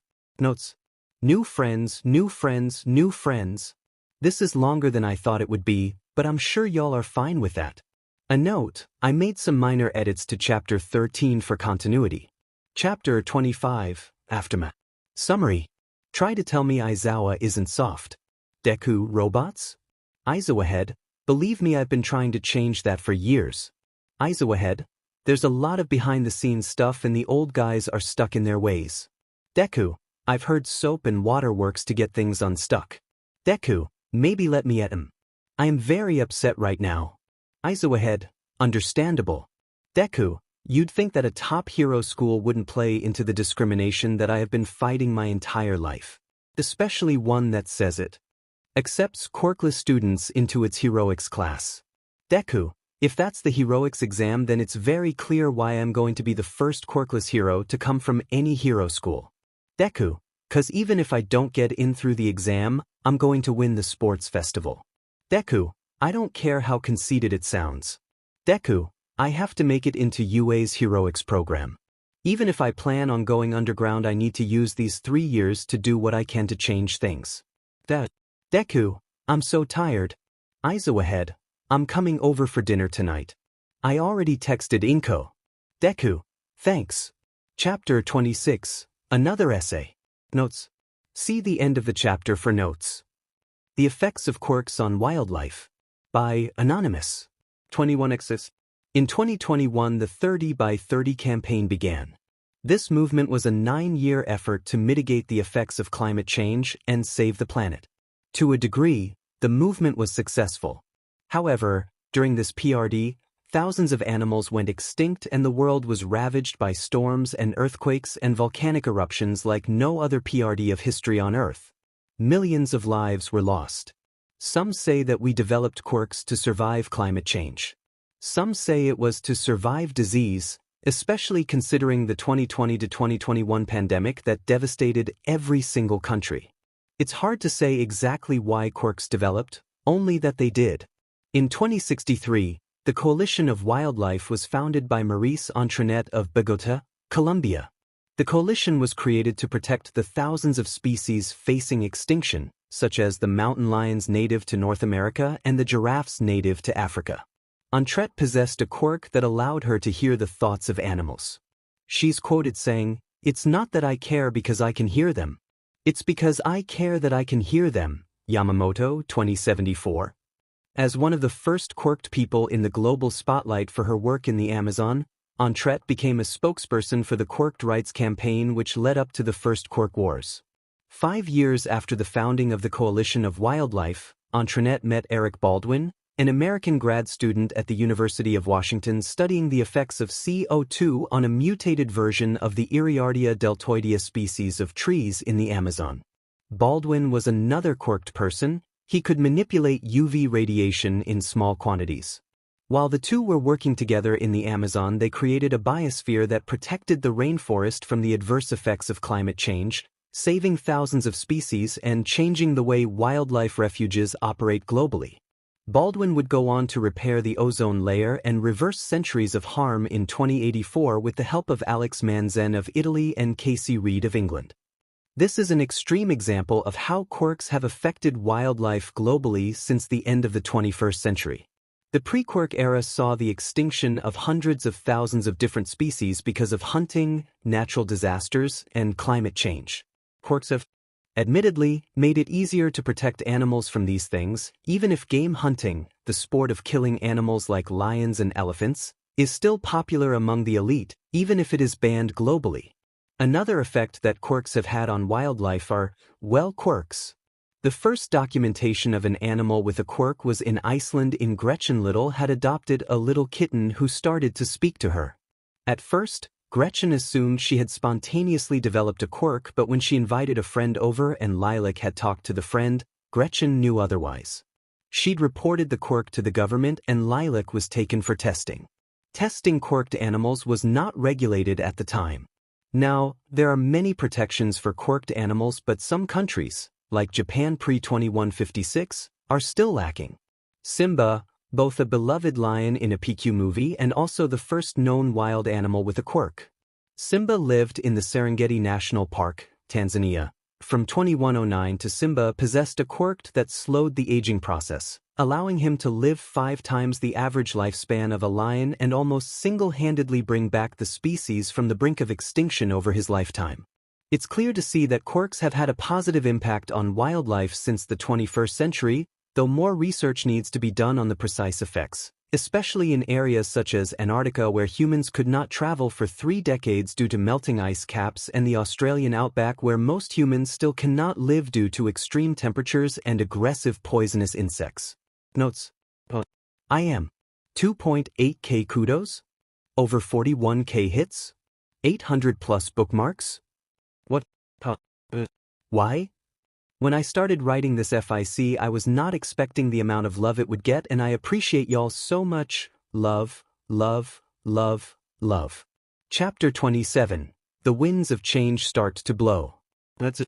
Hello, my name is Midoriya Inko. I am a quirk discrimination lawyer and founding partner of the Sawamura law firm. I was hoping to set up a meeting with you to discuss the entrance exam for the UA Heroics course in order to avoid a potential lawsuit. I would like to avoid taking this issue to court, but know that I will if things do not change. Sincerely, Midoriya Inko. Midoriya-san, I am available this Wednesday at 4 if that works for you. That's it. That works for me. Sincerely, Midoriya Inko. Inko has not always been the best mother. She loves her son, absolutely adores Izuku and everything about him. She watched him take his first step and was there for his first words and the first time he rode a bike. She's been there the whole way. But like every mother ever, she has made mistakes. Some of them are more lasting than others. She still dreams about the day that the doctor told them Izuku would never get a quirk. She remembers how devastated her little boy had been, how her heart had broken watching his dreams crash and shatter at his feet. She can still hear herself apologizing over and over because maybe she did something wrong, maybe she wasn't strong enough. She can hear Izuku's heart-wrenching sobs as he watched All Might's debut for the millionth time, only this time his eyes were devoid of hope.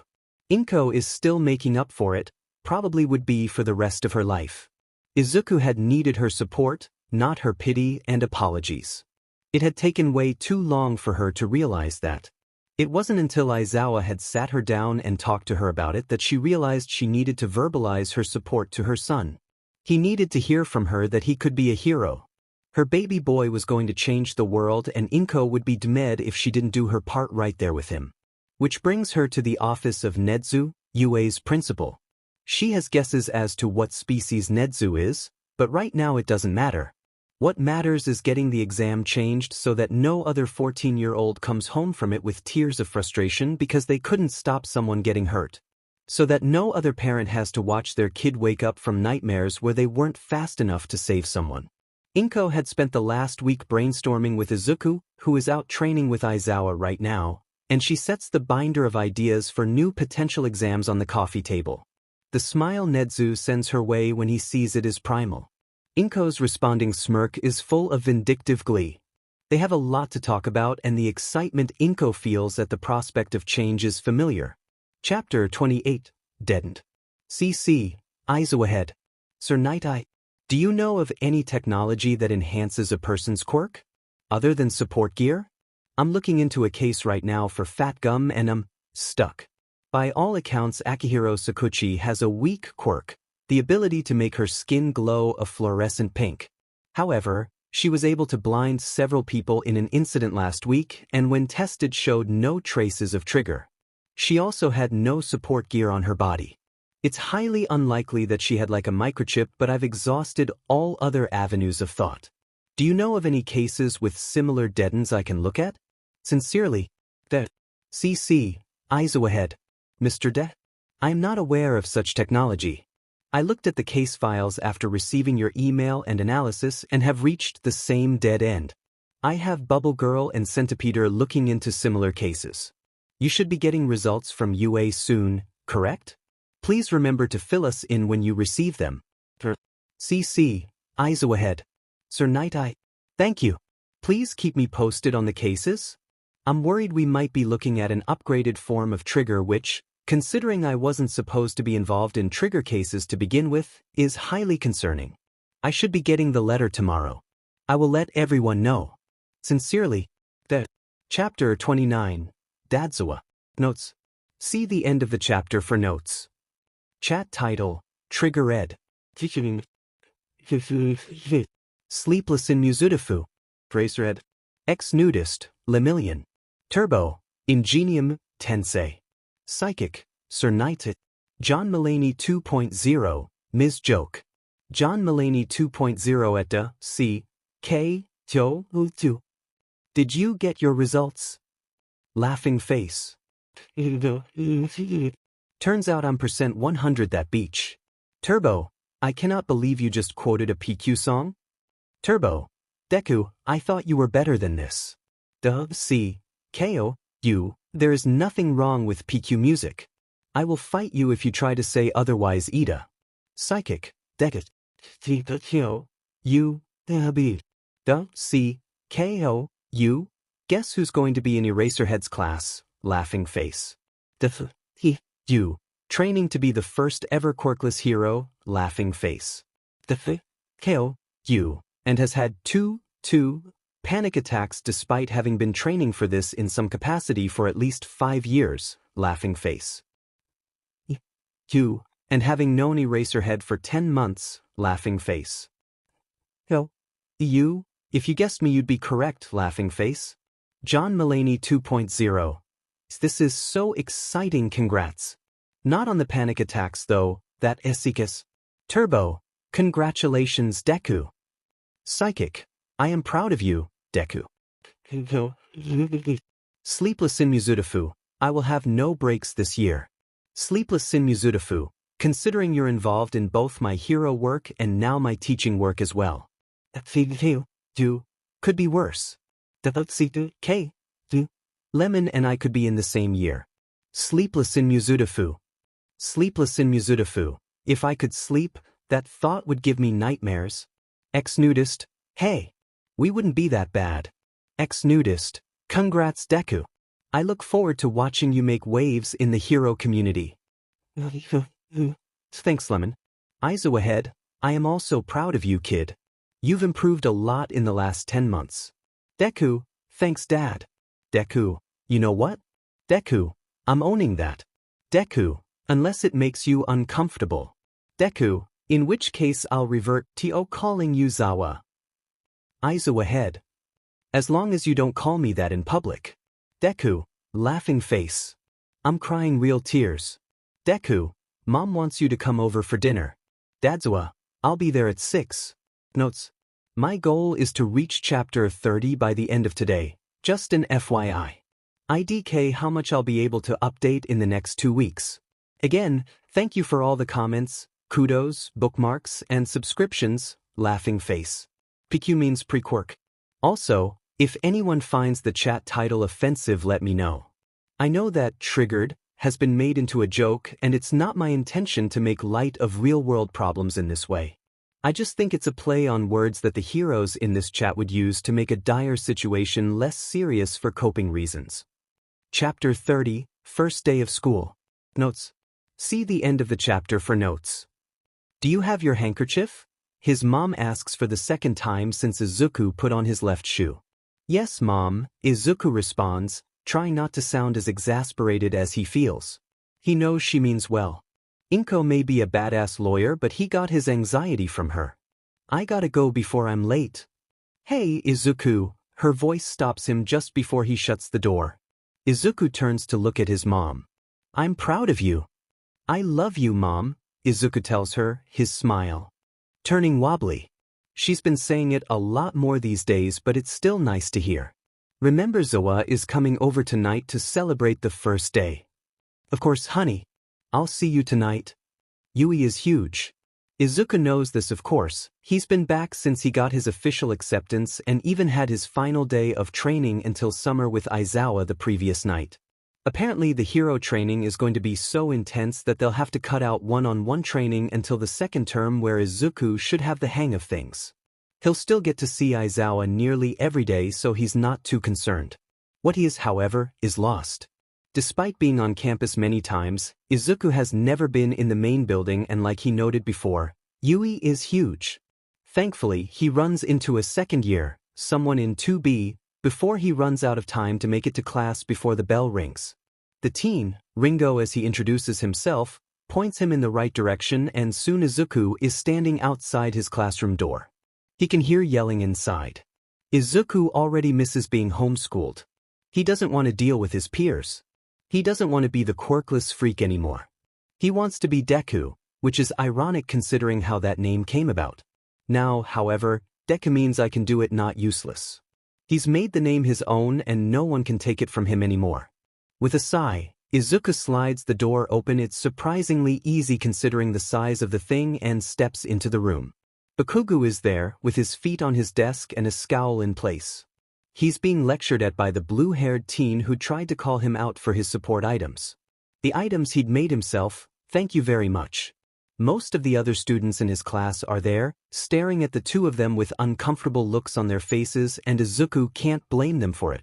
Blue Hair and Bakugo both look sad, and Izuku finds that he wants to leave when their attention turns to him as he enters.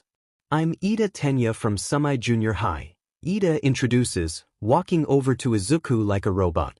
I heard you, Izuku comments, trying not to roll his eyes. It wouldn't be a good first second impression to show how done he is with Ida's theatrics this early in the morning. I'm Midoriya Izuku. Midoriya, I must hand it to you, Ida starts on some sort of rant. You divined the actual nature of the practical skills exam, didn't you? Who was blind to it? I completely misread you. You're blocking the door. A tired voice interrupts the conversation, and Izuku turns to see Purple Hair staring blankly between him and Ida. Izuku smiles, happy to see a familiar face. Though he did catch sight of Arm Guy when he came in, he just hasn't had the chance to say anything yet. Ah! Ida shouts. Apologies. Ida backs away from Izuku, who takes his chance to find his seat behind Bakugo, naturally. Purple Hair sits behind him, but they don't speak. They do, however, share a nod of acknowledgement. Not even a minute later, Gravity Girl walks in the room, pointing between Izuku, Purple Hair, and Arm Guy. You all made it in, the girl shouts, clearly pleased by this news. Izuku's happy too, but he's trying to not get on anyone's nerves on the first day. Any response is stopped when their classroom door slides open to reveal no one. Izuku glances down to see Aizawa, in his customary yellow sleeping bag, finishing a juice pouch.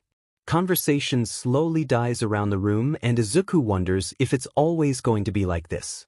He knows Aizawa is weird. Aizawa knows he's weird. But Izuku can feel the judgment of his peers as their homeroom teacher unzips his sleeping bag. Aizawa hums, eyes roving over Izuku and his classmates. It took you lot 8 seconds to quiet down. Life is short, kids. You're lacking common sense. I'm your homeroom teacher, Aizawa Shoyuda. Pleasure meeting you. Aizawa pulls a gym uniform out of the sleeping bag. Wear these immediately and then shove off to the PE grounds. Izuku, being used to Aizawa's vague demands, is quick to grab his uniform and go change, Bakugo right behind him. They're the first two out on the P.E. grounds, but they only have to wait a few minutes for everyone else to show up. We're going to start with a quirk apprehension test, Aizawa says, his flat voice and dull eyes masking the way he's observing their reactions. What about the entrance ceremony? Gravity Girl protests. If you want to be heroes, then we don't have time for frivolous activities, Aizawa says, surprising the class even more. But Izuku thinks he's not wrong at all. You all understand the school's reputation for freedom on campus. Well, that freedom goes for the teachers as well. He proceeds to list the activities they'll be doing, the same ones Izuku did 10 months ago when he began his training with Aizawa. He's excited to see how he's improved since then. Izuku watches in awe as Bakugo throws the ball over 700 meters, 100 times his middle school distance, with a war cry and an explosion that blows wind and smoke through his hair. Before anything else, one must know what they're capable of, Aizawa explains as he shows the distance. This is a rational metric that will form the basis of your hero foundation.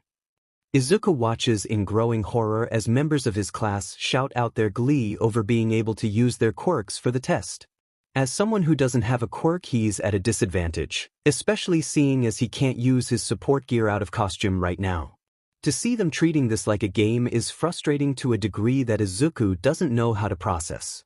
It looks fun, you say? Aizawa says, interrupting the excited chatter. So you were planning to spend your 3 years here having a good ol' the time? What happened to becoming heroes? Despite knowing Aizawa for nearly a year, Izuku has never seen the underground hero look as terrifying as he does now.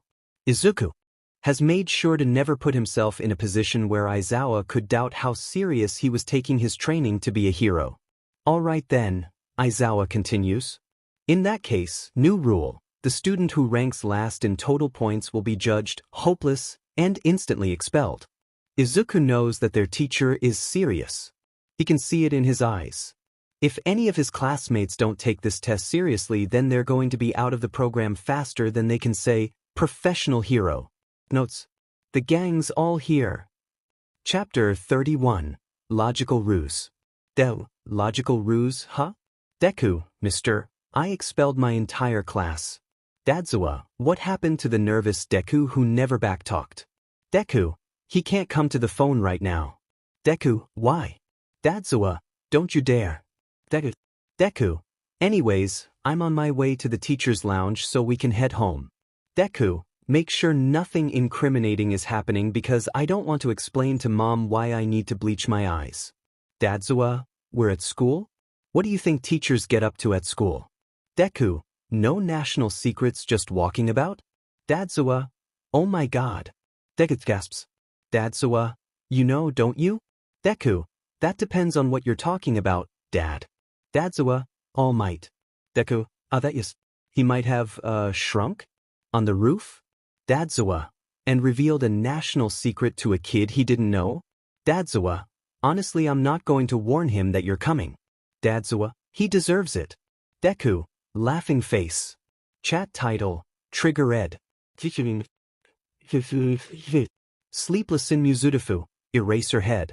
Ex-nudist, Lemillion. Turbo, Ingenium. Psychic, Sir Knighted. John Mulaney 2.0, Ms. Joke. Ex-nudist, can someone explain to me why All Might showed up to training like he'd seen a ghost?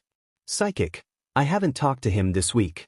I knew he was just starting his new job and wanted to give him some space. That would be my fault. Ex-nudist, what did you do? Sleepless in Muzudafu, the Lord's work. What's Awa said? John Mulaney 2.0, you scare me sometimes, Deku. Laughing face. Turbo. Shoyuta, did you threaten to expel your entire class again this year? Does see, Ko, you, is it a threat if he'd actually follow through on it? See, Ko, you, seems more like a promise at that point. Sleepless in Muzudafu, I simply ensured that they were going to take their training seriously. John Mulaney 2.0, by threatening expulsion? Sleepless in Muzudafu, low effort and effective. Logical choice. The C, K-O, U, logical indeed. The C, K-O, U, never mind that none of the class believed he'd actually do it after he mentioned it was a ruse. The C, K-O, U, I should casually mention the entire class you expelled last year tomorrow. Psychic. Deku, did you receive my email? Looking at it now. Chapter 32, The Growing Crisis. CC, Aizawa ahead. Mr. De, I've attached what we've found in regards to the Bakanohero case. We found traces of a trigger-like substance in her house, but nothing in the blood work. We were in contact with a scientist on Iceland about the technology, and nothing like what you suggested has made it onto the market to their knowledge. While that type of technology is possible, it would be expensive to make. CC, Aizawa ahead. Sir Night-Eye, this is worrying. It would appear that someone is rapidly developing trigger, and if we can't find traces of it, it's going to be harder to pinpoint who is behind it. I think we should look into gangs that had a history of trigger dealing in the last 15 years. I know All Might took care of several of them, but many survived, and if any of them are dealing in trigger, then we've got a national crisis building like the 2134 trigger pandemic, but worse, much worse at this rate. I will be looking into it on my end, but as you know, my resources are limited and I can't get super involved. Keep me updated and I'll let you know if I find anything. Sincerely, That. You doing okay, kid? Eraserhead. Dadzawa. As well as I can be, I guess. This case is really worrying and I fear that there's something we're missing, something big and dangerous. I'm not worried about my own safety or anything, more the safety of the average citizen who has no idea what's happening right now. If my theories, attached, are correct, then we're going to need more than 4 heroes and 2 heroes in training for this. What if we fill some of the teachers in now? So that they can keep a lookout and you don't run yourself ragged? I don't want you getting hurt because you're not sleeping again. Sincerely, Dadzawa, that was one time. Deku, one time too many. Izukid, name change time, laughing face. Dadzawa, why the hell is my son like this? Izukid, catch me crying on the street. This is the first time you've called me your son, laughing face, laughing face, laughing face. Dadzawa, I repeat, why the hell is my son like this? Izukid, it's the trauma. Dadzawa, oh what a mood. Chapter 33, Trial of Battle. Notes. See the end of the chapter for notes. The beginning of Day 2 at Yui was very different from the end of Day 1. For one, they attended normal classes like English, history, math, and science. For another, no expulsions were threatened and no classmates were trying to explode him for using his brain on the apprehension test. Apparently, asking the person you saved to use their gravity-negating quirk on the ball before you threw it was cheating. Except it wasn't, because Izuku never left the circle. Anyways, now, Izuku is at lunch with Shinso, Shuji, Uraraka, and a few others.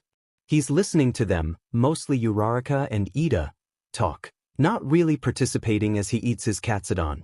I can't believe Aizawa-sensei made us think he was going to expel someone yesterday, Uraraka complains loudly. Izuku interjects quietly.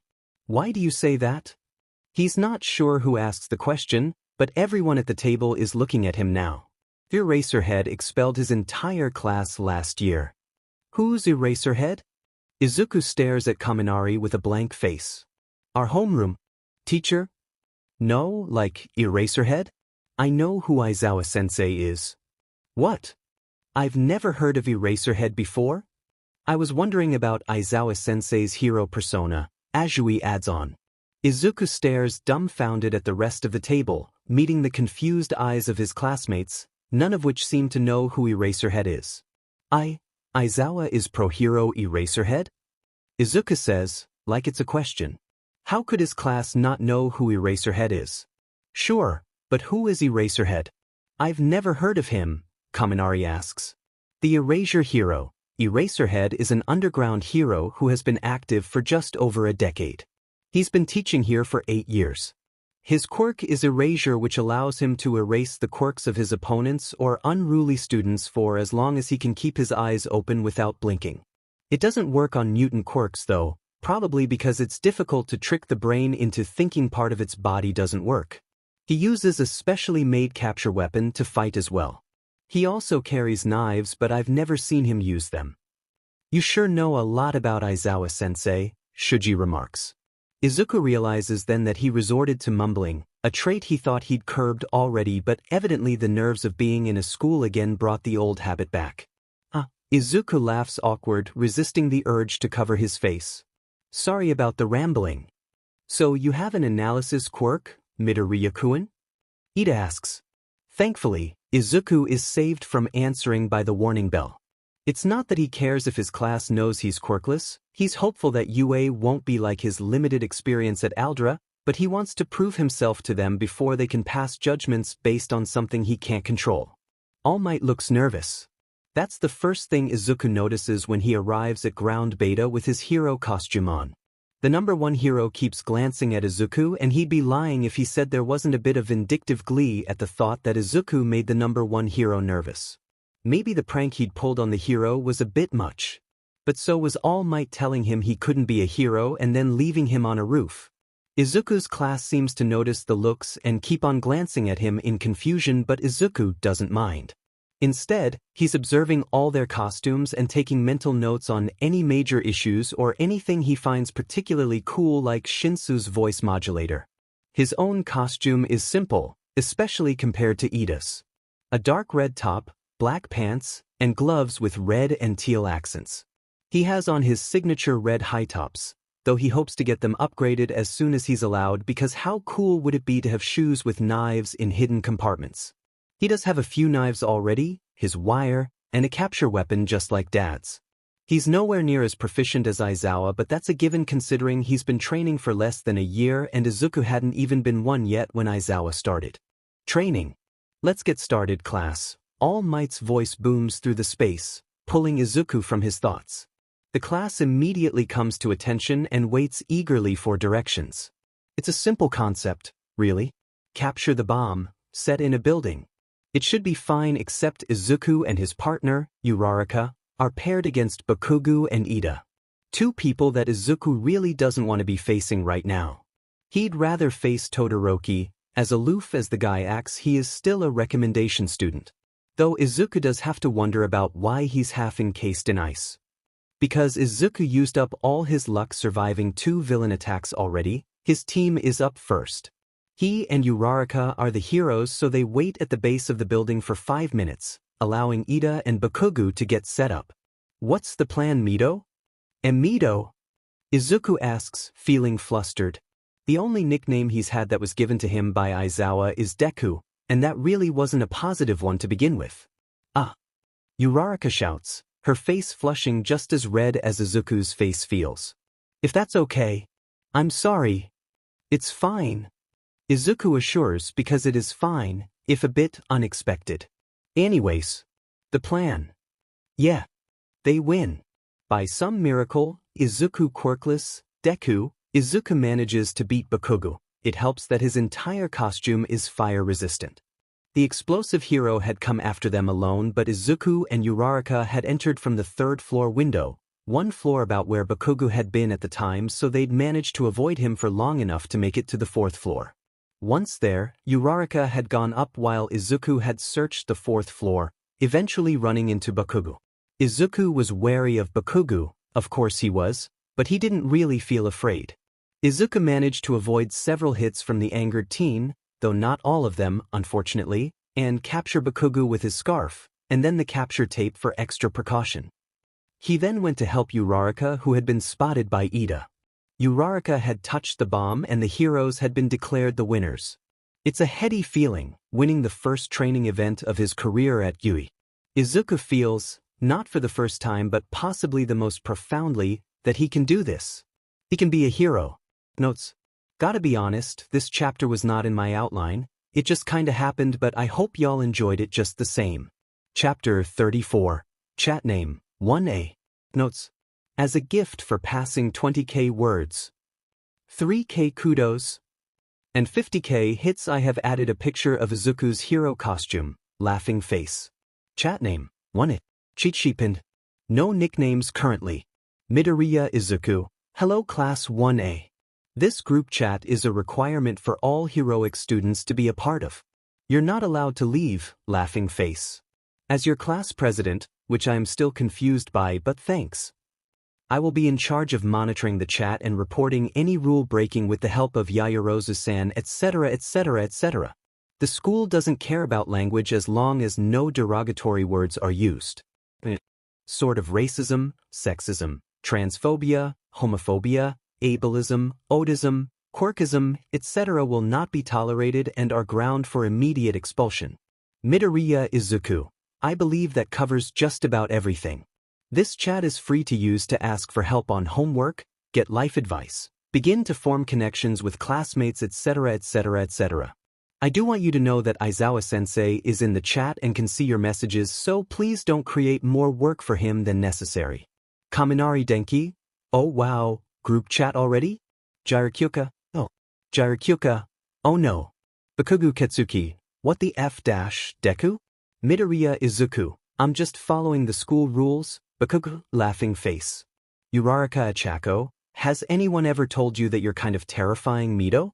Midoriya Izuku, yes, actually. Shuji Mezu, I can see this either going very good or very bad. Midoriya Izuku, honestly, I'm expecting both. Tokoyami Fumikichi, I see you two are prepared to embrace the darkness, Midoriya-kun.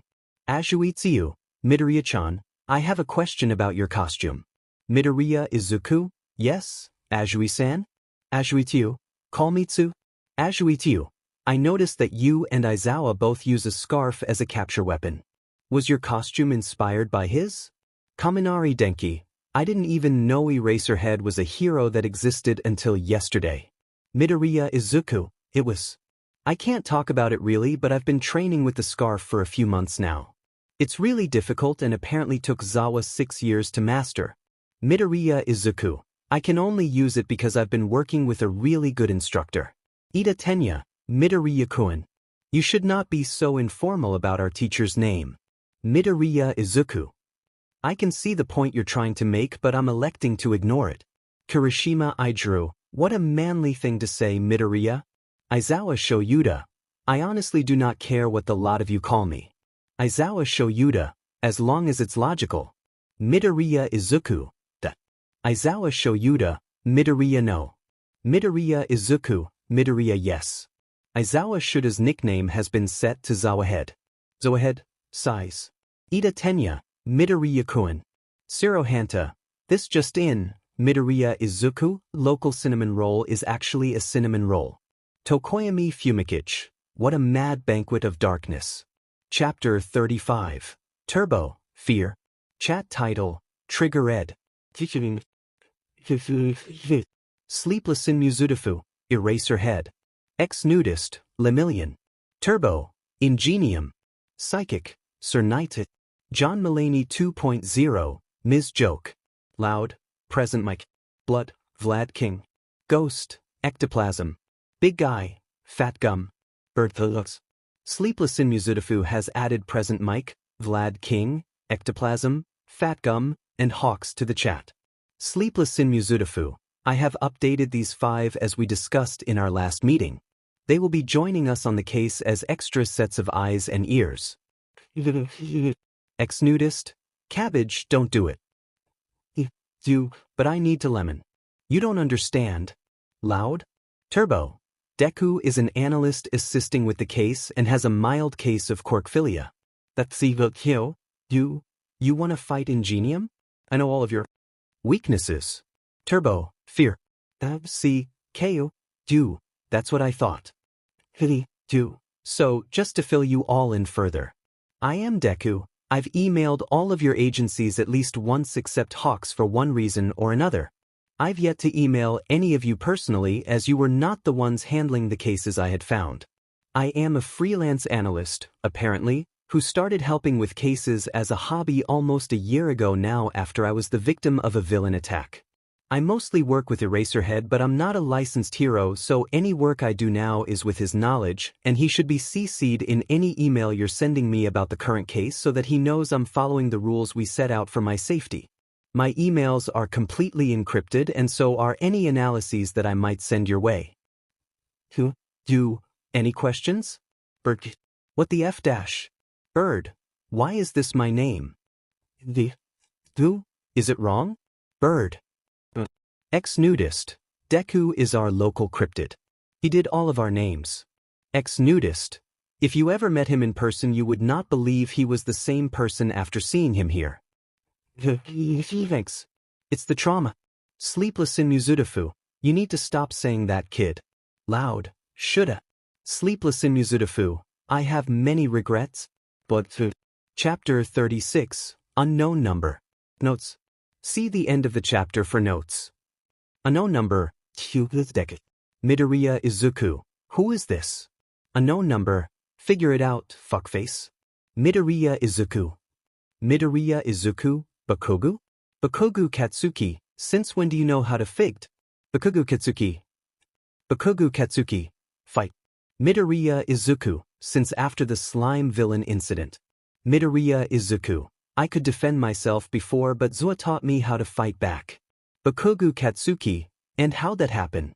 Midoriya Izuku, I solved a case that Eraserhead was working on, emailed him, and by some miracle he didn't think I was useless. Bakugo Katsuki. Bakugo Katsuki, if you tell anyone about this I'll kill you. Bakugo Katsuki, but I've been seeing a DMN shrink since the slime villain incident. Bakugo Katsuki, and the BZ had made me realize that I was a piece of shit. Bakugo Katsuki, and I know you deserve an in-person apology but I'm not ready for that yet. Bakugo Katsuki, but I am sorry. You deserved none of what I did to you and I'm honestly kind of glad that Aldra got burnt to a crisp because that Genji school would have done jack shit. Bakugo Katsuki. Bakugo Katsuki, best keep your mouth shut shitty nerd. Midoriya Izuku, I can't say I forgive you yet. Midoriya Izuku, maybe I'll be ready to when you're ready to apologize in person. Midoriya Izuku, I need time to see that you've changed. Midoriya Izuku, but thank you. Midoriya Izuku, I'll see you in class tomorrow.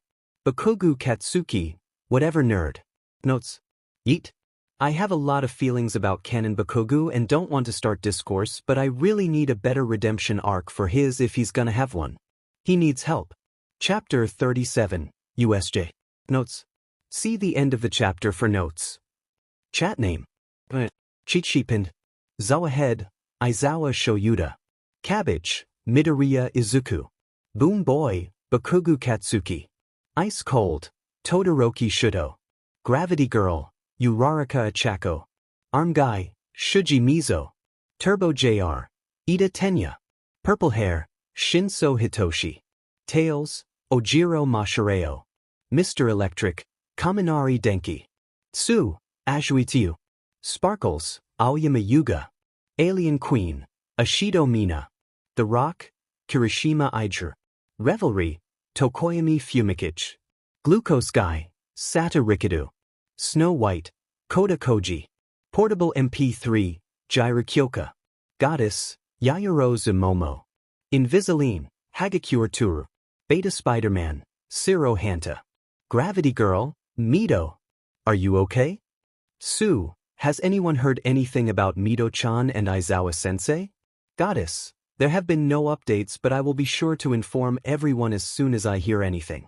Goddess, and if anyone needs anything please let me know. Today has been a lot and it's okay to not be okay. I know most of us are back with our families but I am here as a resource for anyone. Alien Queen, you too Yamamo. If you need anything let us know. We all went through a traumatic event today and it's going to take time to recover from it. Boom Boy at the Rock DM me. Mr. Electric Eyes. Boom Boy, shut up Dunceface. Turbo JR, that's not very heroic of you, Bakugo. Mr. Electric, not very plus ultra, you mean? Portable MP3, Denki. Mr. Electric, okay, I'll stop. Cabbage, I lived Bithk. Cabbage, you know, the hospital is weird. Cabbage, I haven't been here since I was 3? Cabbage, maybe? Cabbage, did you know they don't usually treat quirkless people at hospitals?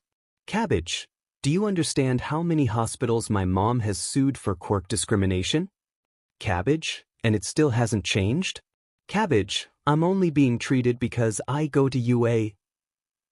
Beta Spider-Man, what?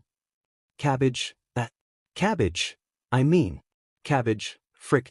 Cabbage, Dad's awake, peace. Ice cold, Dad? Notes. Catch me vague and G the events of USJ cause I can't write action scenes to save my life eyes. Chapter 38, Aftermath. Notes. TW, vague descriptions of injuries. Shigaraki is mentioned as well. I am not a medical person. All I've got is basic first aid and CPR training, so expect 0% accuracy. See the end of the chapter for more notes. Dad. A quiet, familiar voice is the first thing that Shoyuta hears as he floats back into consciousness. His body feels heavy and achy and his eyes feel like they're glued shut. Your eyes are covered, Dad. Oh, that's Izuku. Suddenly everything comes back and Shoyuta shoots up in bed, pain lancing through his entire body. Whoa! Another voice Sashi exclaims loudly before strong hands are placed on his shoulder and Shoyuta is forced to lie back on his bed. You're okay, Dad? Everyone's okay, you kept us safe until help arrived, Izuku assures from somewhere near his head. Shoyuta tries to reach for his kid, his Izuku, but his arms won't move. His body doesn't feel like his own. Everything feels fuzzy as he sinks back unconsciousness. Shoyuta, a feminine voice says softly. Shoyuta isn't sure if it's been hours since he was last awake or minutes, but he recognizes Inko's voice. I know you're still resting. The doctors said you'd likely be out for the rest of the day, but I just want to thank you. You saved my Aizu from permanent paralysis. His recovery is going to take a while, but he'll be back on his feet before we know, stubborn boy that he is. She's crying now. Shoyuta tries to move, tries to say something, but his body feels like it's covered in plaster and his throat hurts like it's been through a grinder. Hey, Inko soothes, urging Shoyuta to lay back when he finally gets his body to respond. Shoyuta, I'm going to call for a nurse.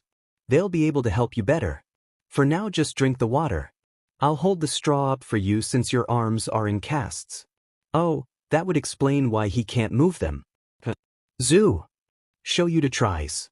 It sounds more like two rocks falling onto a turntable, but he's pretty sure Inko understands him well enough to know what he's asking. He's going to be released tomorrow. His care will be transferred to Recovery Girl who'll be doing physical therapy with him for a few months. Her voice sounds so clinical and Shoyuta is grateful for it because he's in pain and exhausted and his son got hurt. Right in front of him. Shoyuta had to watch Shigaraki disintegrate. He doesn't even want to think about it. The doctor says he'll have to sit out on the physical part of heroics until he can walk again, but he'll still be able to attend school next week as long as he doesn't overexert himself. Walk. Temporary paralysis of his legs. The nerves have been repaired thanks to a quirk, but it'll take time for him to relearn how to use them. The doctor is here, Shoyuta, Inko says a few minutes later when the door opens. I'm going to head back to Izuku. We'll stop by after checking out in the morning. Get me out of here, Shoyuta demands, glaring at his longtime best friend. The man who Shoyuta trauma bonded with in high school and never got rid of afterwards because, despite what he wants people to think, Shoyuta cares too much he's getting off track. Help me leave or I will do it on my own and it will be significantly more damaging to my own body and your mental health. Dad, Izuku chides, his voice light. 3 of Shuta's favorite people, not that he'd tell them, that are in his room and they're planning to just leave him there? Shoyuta won't allow it.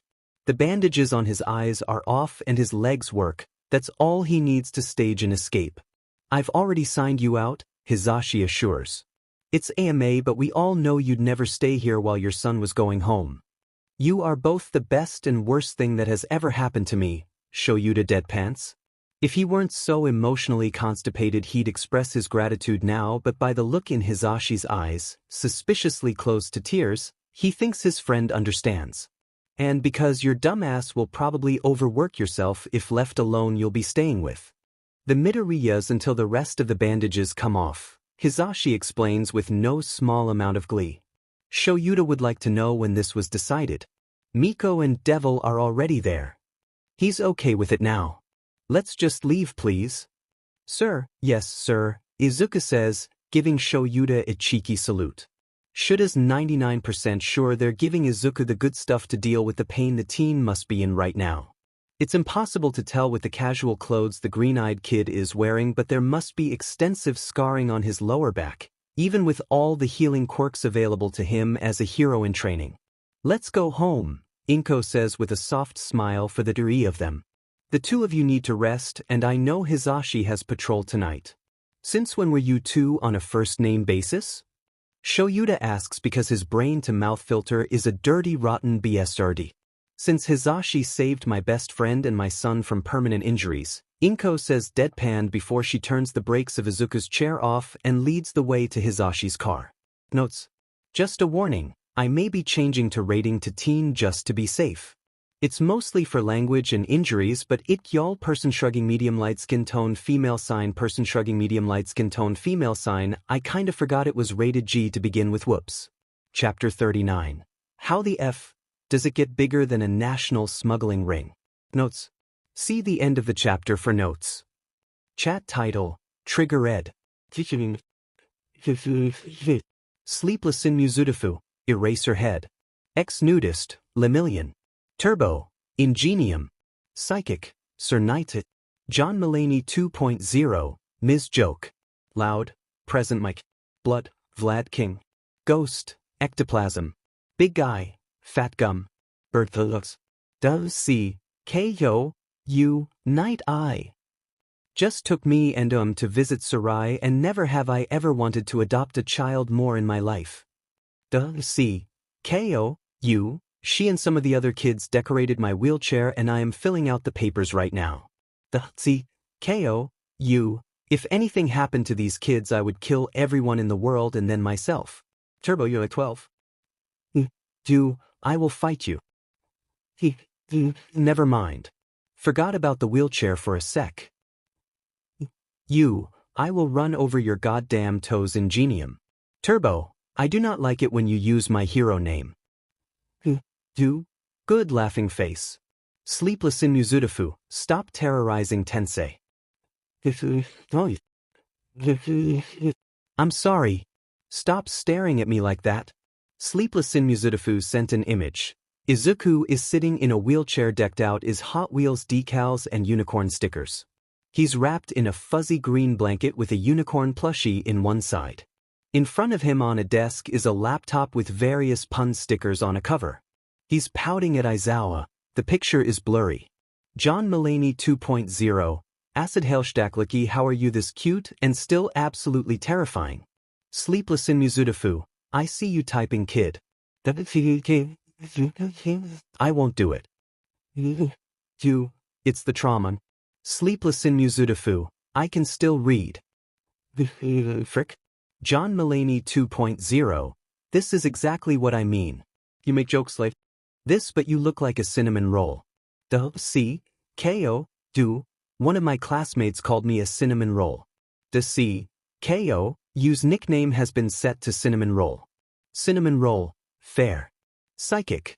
Deku, your mom has informed me that you will not be able to participate in the sports festival. I want to let you know that I will still be extending a work-study invite your way. John Mulaney 2.0, me as well. Turbo, same you. Bird, I would love to have a chaos intern. Sleepless in Muzutafu, I have dibs. Loud, you got him for 10 months. Sleepless in Muzutafu, not my fault, everyone else was being illogical. Cinnamon roll, I am in tears. Cinnamon roll, I can't even walk anymore? I need help getting from my chair to my bed? I can't even get out of bed some mornings? And y'all still want me? To intern? With you? WTF? But cinnamon roll, I am tired and gay, F off can. Sleepless in Muzutafu, problem child. Cinnamon roll, dad. Sleepless in Muzutafu, what did I say about terrorizing people in the group chats? Cinnamon roll, not to. Sleepless in Muzutafu, and what did you do? Cinnamon roll, terrorized people in the group chat.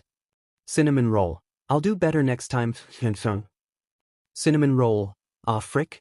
I got an update from the agency in Hokkaido. Zawa, I'm going to CC you in the reply, okay? Sleepless in Muzutafu, okay. I'll be home in 30 minutes.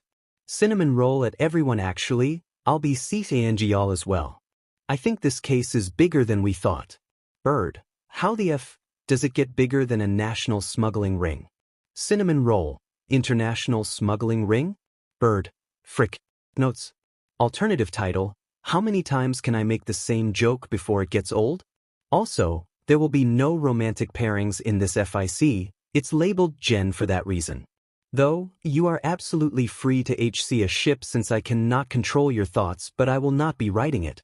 Note, rating change from general audiences to teen for language and some discussions that will be happening in later chapters. Nothing XPLCT obviously, but I want to be safe.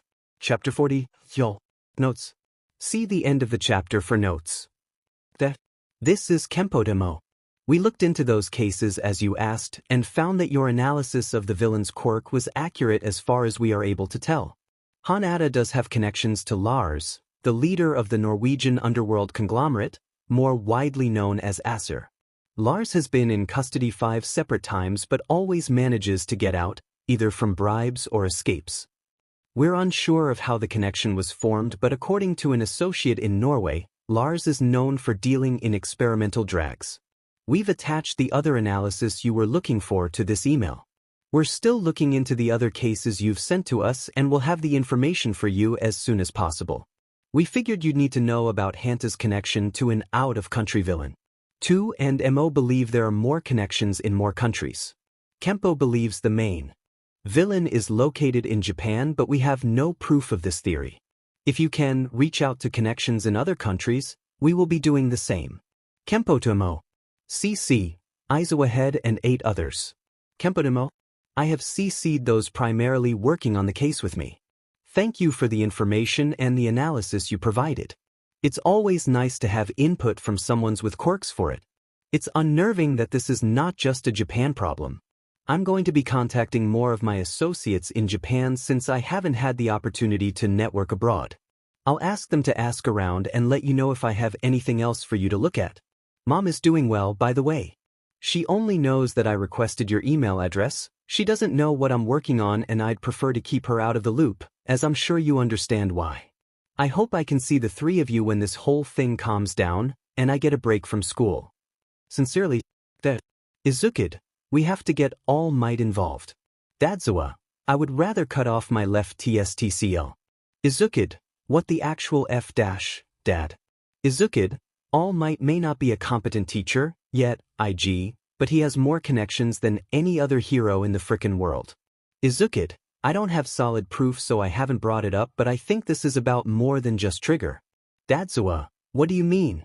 Izukid, let's just say there's a reason I wanted to establish connections with the orphanage that Sarai is at, and why Mom is filing some paperwork as we speak to adopt as many of those kids as we can feasibly adopt, and Sir Night Eye is adding additional security and patrols nearby.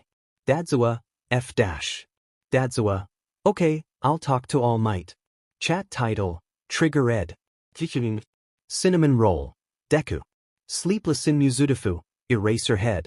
Ex-Nudist, Lemillion. Turbo, Ingenium. Psychic, Sir Night. John Mulaney 2.0, Ms. Joke. Loud, Present Mike. Blood, Vlad King. Ghost, Ectoplasm. Big Guy, Fat Gum. Bertholux. All Might. Sleepless in Muzudafu has added All Might to the chat. Big Guy. Cinnamon Roll, welcome to hell, All Might. I am Deku, a freelance analyst working as the secondary analyst on the Trigger Ring case. I've been working on it for almost a year now. As it turns out, cases I have solved, or helped solve IG, are connected and my life is just a mess at this point, TB. I'm not a professional hero, so everything I do has to be approved by Eraserhead, and he should be CC'd in all emails to me, or I'll basically be on house arrest until I'm 80.2 and all my grandkids are adults, except that's not going to happen. LO. I know Eraser filled you in, but if you have any questions feel free to ask them. This is a judgment-free zone for anyone not named Ingenium. Turbo. Y'all, I have no questions at the moment, young Deku. Y'all, it is a pleasure to be here, though I wish the circumstances were better. Sleepless in Muzudafu, turn off your caps lock before I find you and break your phone. Y'all, I do not know how. Cinnamon Roll. Might is a boomer confirmed. Ex-Nudist. It's the 22nd century, cabbage. Cinnamon roll. Boomer confirmed. Y'all, I do not know how you managed that, Eraserhead, but please never do it again. Cinnamon roll. What did you do? Cinnamon roll. Eraserhead? Cinnamon roll at Eraserhead? Izukid, don't ignore me. At Dadzawa. What did you do? Dadzawa crawled through his window like that girl on The Grudge and stole his phone while he screamed. Izukid, I cannot believe he is the #1 hero. Cinnamon roll. If anyone ever tells you that Eraserhead is not my favorite hero, then they are lying and should be detained at all costs. Cinnamon roll. Because Eraserhead is my favorite hero. John Mulaney 2.0, honestly, that's fair. He's practically your father. Cinnamon roll. I am a proud son. Y'all, I was not aware that you had children, Eraserhead. Sleepless in Mizudafu, he's more of a parasite. Cinnamon roll. Just because it's true doesn't mean you should say it. Cinnamon roll. I can't believe you'd say this about your favorite son. Sleepless in Mizudafu, you are my only son. Ex-nudist, All Might. Y'all, W. Humst? Cinnamon roll. He memes. Ex-nudist, it's Lemillion. Yo, wait. Is Night Eye in this chat? Cinnamon roll. Yes, he is the primary analyst. Yo, dash. Fat gum. No cussing in front of the child. Cinnamon roll. Yeah, All Might, watch your FING language. Turbo. See, now he's repeating you. Psychic. Cinnamon roll. Take your drama to DMs please. Cinnamon roll. I am very tired and very gay. Cinnamon roll. And not ready to watch my uncle fight the #1 hero. Sleepless in Mizudafu, since when did you adopt Night Eye? Cinnamon roll. Since he helped my mom adopt an entire orphanage and got me 16 new siblings and a daughter? Sleepless in Mizudafu, Fit. Turbo, you're like 12. Cinnamon roll. Your toes will be mine. Turbo, fear. Y'all, is it always like this? Cinnamon roll. Yes. Sleepless in Mizudafu, yes. Ex-nudist, Y's. Turbo, yes. Psychic, yes. John Mulaney 2.0, laughing face. Loud, yes. Blood, yes. Ghost, yes. Big eye, bird, yes. Notes. Kempo are OCs that will be explained more in a future chapter, laughing face. I love them. Chapter 41 is identical to Sigma, Omega. Chat name, 1 Cheat Sheepin. Zawa Head, Aizawa Shoyuda. Hot Wheels, Midoriya Izuku. Boom Boy, Bakugu Katsuki. Ice Cold, Todoroki Shudo. Gravity Girl, Uraraka Achako. Arm Guy, Shuji Mizo. Turbo JR, Ida Tenya. Purple Hair, Shinso Hitoshi. Tails, Ojiro Mashireo. Mr. Electric, Kaminari Denki. Tsu, Ajuitiu. Sparkles, Aoyama Yuga. Alien Queen, Ashido Mina. The Rock, Kirishima Iger. Revelry, Tokoyami Fumikich.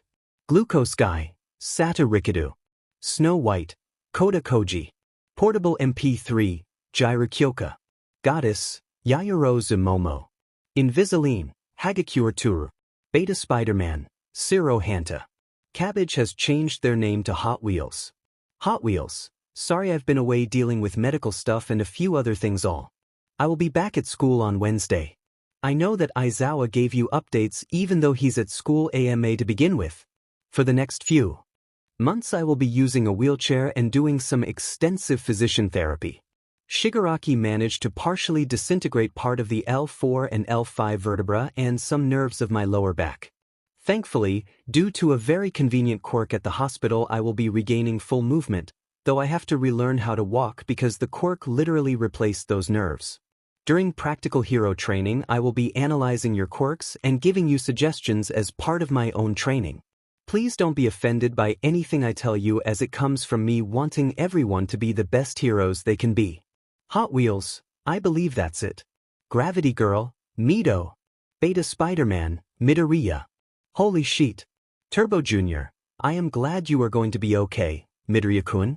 I'm sorry I couldn't bring help sooner and prevent your injury. The Rock, I'm glad you're okay, Midoriya. We were all worried about you when you didn't show up on Monday. Goddess, please let us know if you need anything. Hot Wheels, thank you. I'll probably be fine. Hot Wheels, Also, please remember that while we are training to be heroes, we're still in our first term and it's absolutely okay to not be okay after a villain attack, especially one of this scale. Talk to someone you trust about it. I seriously suggest seeing a therapist if you don't already. UA has one on staff. Hound Dog is very good, I can vouch for him. You can also talk to me or Aizawa if you're not sure where to start. Hot Wheels. Taking care of your mental health is just as important as taking care of your physical health in this profession, and I can tell you that Aizawa will talk your ears off if he notices you neglecting your mental health. Mr. Electric. This sounds like you are speaking from experience. Hot Wheels, I am. It's not fun. Sue, I'm glad you're okay. New chat with Shinso Hitoshi. Shinso Hitoshi, Midoriya. Midoriya Izuku, Shinso. Shinso Hitoshi, I am. Not good with words. Midoriya Izuku, which is ironic, but proceed. Shinso Hitoshi, you mentioned quirklessness in the chat a couple days ago. Midoriya Izuku, sheet, did I? Midoriya Izuku, frick I did. Midoriya Izuku, it's not really a secret, I just didn't want to advertise it. Midoriya Izuku, but yeah, I'm quirkless. Extra joint and everything. Shinso Hitoshi. Midoriya Izuku, okay? Shinso Hitoshi, I saw you defend our teacher from a man capable of disintegrating the human body with a touch. Shinso Hitoshi, I may be emotionally stunted but I'm not an a-hole or a hypocrite. Shinso Hitoshi, the quirk doesn't make the hero and your actions are plenty heroic. Midoriya Izuku, and you said you weren't good with words. Midoriya Izuku, thanks for checking in private BTW. Midoriya Izuku, I'm sure everyone else has their own opinions at this point but I'm not really ready to talk about it to the whole class at once. Midoriya Izuku, there is a lot going on already and I don't want to add that. Shinso Hitoshi, I'll do my best to steer them off the topic if anyone brings it up. In the chat, Midoriya Izuku is identical to Sigma, Omega. Midoriya Izuku, that's me zooming in my new power chair to give you a hug. Shinso Hitoshi, how is it that you're a completely different person through text? Midoriya Izuku, trauma. Midoriya Izuku, and the added comfort of not having to immediately know what to say in response to something because the hashtag anxiety is hashtag a bitch. Shinso Hitoshi, you're not allowed to curse. Midoriya Izuku, are you D? Shinso Hitoshi, don't make me get Aizawa. Midoriya Izuku, I cannot believe you would use my own father figure against me. Shinso Hitoshi, degree. Hot Wheels, this just in, Shinso Hitoshi is Harbi suspended for using a cursed Kamaji effective immediately. Aizawa head, you do not have the power. Hot Wheels, tell that to Nedzu. Aizawa head, I. Hot Wheels, just kidding, I do not have the power, but if at Purple Hair uses that cursed thing again I will obtain the power just to suspend him. Purple Hair, understood. Chapter 42, Physical Therapy. Izuku feels frustrated. Not just because he's injured, though that is shitty, but he's going to put in the work to get better. He's frustrated that people have been treating him like glass since it happened. Not in any overt ways. No one is saying he should be moved to a different course because he was the only student severely injured at the largest attack on UA, though he's sure that will change once people learn he's quirkless. People are constantly asking him if he's okay. Is he comfortable? Does he need anything? The worst parts are the pitying looks and the people who try to push his wheelchair for him in an attempt to be helpful. He hates that, absolutely hates it. Izuku isn't okay, physically or mental really. The physical pain has lessened but not being able to walk is frustrating. They aren't even at the point in physical therapy where he can even leave his chair without someone physically lifting. The nightmares vary in intensity but they all include Izuku not being able to stop Shigaraki from disintegrating Tsuchan's face. In some of them Izuku ends up permanently paralyzed. In others, everyone else dies.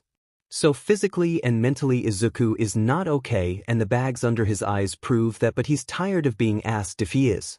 Izuku. Oh shit. He'd been waiting for Aizawa after his first day back when he'd gotten distracted by his frustration with his class. And maybe he shouldn't feel as irritated as he does because it's honestly nice having people who care. Yes. Izuku asks, slowly lifting head to look at his teacher. I called you 5 times, Zawa points out, raising an eyebrow at Izuku. Got distracted, Izuku offers by explanation. Aizawa merely nods. He's the only one that really understands what Izuku is going through. Sure, his entire class is traumatized by the events of USJ, but even Tsuchan hadn't seen the full extent of the injury Izuku had received because she'd been distracted by the Nomu. Eraserhead had also been injured during the USJ catastrophe. The hero's head had been slammed into the ground multiple times, sustaining long-term orbital floor damage and a mild decrease in the amount of time he can use his quirk for. He'd left the hospital a week before Izuku had been released and had returned to teaching the very next day. All against medical advice, of course. Izuku would love for all this to be done with. Instead, he and Aizawa are heading to his second physical therapy appointment since Izuku's mom is working on a case this week and can't leave the office. The appointments take an hour and involve some upper body exercises, his PT helping him with leg exercises, and ending with a session with the nerve healer. They think he'll be able to work on his walking by the end of the month, but Izuku doesn't want to get his hopes up. Have you been doing your daily exercises? Kazuto-san asks as he finishes up the final leg exercise. Izuku appreciates that Kazuto held off on the question until the end of his routine. Yes, Izuku assures. Though I've been having trouble with the hip ones. Kazuto nods. That's going to be the case until we get those nerves of yours retrained. Izuku hums his understanding. He'd expected as much, but it is nice to get the confirmation that his body is going to continue to ignore him for at least 2 more weeks. Tomonori-san should be here soon. Right on cue there's a knock on the door and then an older woman who reminds Izuku of his paternal grandmother the one time he met her. Tomonori is short with curly black hair and a no-nonsense attitude that Izuku appreciates in a medical professional. Though he does like that Kazuto is open and cheerful when they're working through Izuku's routine. Midoriya-kun, Tomonori greets with a formal nod. I'll need you on the bed for this, so Kazuto and your guardian are going to help me. Izuku glances to where Aizawa is sitting with a book, and nods when his mentor looks at him for confirmation. With a little finagling, the two get Izuku on his stomach on the bed and Tomonori gets to work. At first he feels nothing. Then suddenly it feels like ants are crawling up his spine and Izuku wants to scream. It's not even painful. It's just the most uncomfortable thing Izuku has ever experienced, and he has to bite his tongue to keep from vocalizing his discomfort. How does your quirk work? Izuku asks when he can breathe again. From what I understand, you rebuilt the nerves in my spine, but there must be something else to it if I can't use them yet? Your body is regrowing your nerves. Right now there is enough data in your body to keep it from attacking the new cells, but while you were still in surgery after the attack, your body was overreacting to the growth of the new nerves, which is why you have to relearn how to walk. So that feeling right now? Your nerves were growing more, Tomonori explains. Over the next 2 weeks you may experience some tingling or numbness, which is normal. If it becomes painful, then we'll need you to come back in immediately, but that shouldn't be an issue. The 2 men here can help you back into your chair now. Okay. Izuku waits patiently as Aizawa and Kazuto lift him back into his chair before thanking his 2 doctors and leaving the PT room with Aizawa right behind him. He feels exhausted, and not just physically. Izuku is ready to crash in bed, but he can't yet, not until his mom gets home, otherwise he'll be stuck in bed for the rest of the day, and he really doesn't want that to happen. I'll stay until Inko returns, Aizawa offers once they've reached the apartment. You don't? I wouldn't offer if I wasn't sure, problem child. Izuku sighs, rubbing his eyes as tears of exhausted frustration begin to form. Thanks, he says with a sigh. Grateful that his mentor is as straightforward as he is. Anytime, kid. Chapter 43. Dad did. Notes. Happy New Year's, everyone. Chat title, Trigger Ed. Cinnamon Roll, Deku. Sleepless in Muzudafu, Eraserhead. Ex-Nudist, Lemillion. Turbo, Ingenium. Psychic, Sir Knighted. John Mulaney 2.0, Ms. Joke. Loud, Present Mike. Blood, Vlad King. Ghost, Ectoplasm. Big Guy, Fat Gum. Bertha Lux. All Might. Cinnamon Roll. It has come to my attention that some of y'all think I actually have 17 new siblings. Cinnamon Roll. Please allow me to clarify, I have 17 new siblings, however they are living in protective custody until we get this trigger case solved, and we being my mom, have not actually officially adopted anyone. Cinnamon Roll, the Hosu Quirkless Orphanage, which is a misnomer as only 5 of the 17 were quirkless BTW, was absolutely part of the drag trafficking ring, as Sarai managed to inform me while we were visiting. Sir immediately arrested the headmaster, and the smarter Midoriya swooped in with the paperwork and managed to obtain custody of the children, though Sarai is the only one we are actually considering adopting long-term. It's a complicated issue that won't be figured out until later, but legally, I am still siblingless. Cinnamon Roll, my life is, as always, a mess, so I didn't explain that as well as I should have. Ex-nudist, you didn't explain it at all. Cinnamon Roll, who's Al? Ex-nudist, love. Y'all, Mirio. Ex-nudist, sorry, y'all might. Cinnamon Roll, I can't believe Mirio would meme at the #1 hero. Turbo, eyes? Cinnamon Roll, it was a joke, Ida. Turbo, if you using my real name or my hero name is worse. Cinnamon Roll, laughing face. Blood, I am glad you're not my problem, Deku. Cinnamon Roll, say anything more and I'll have your toes. Blood, what the F dash? Cinnamon Roll, laughing face. Loud, speaking of hero names. Will you continue using Deku?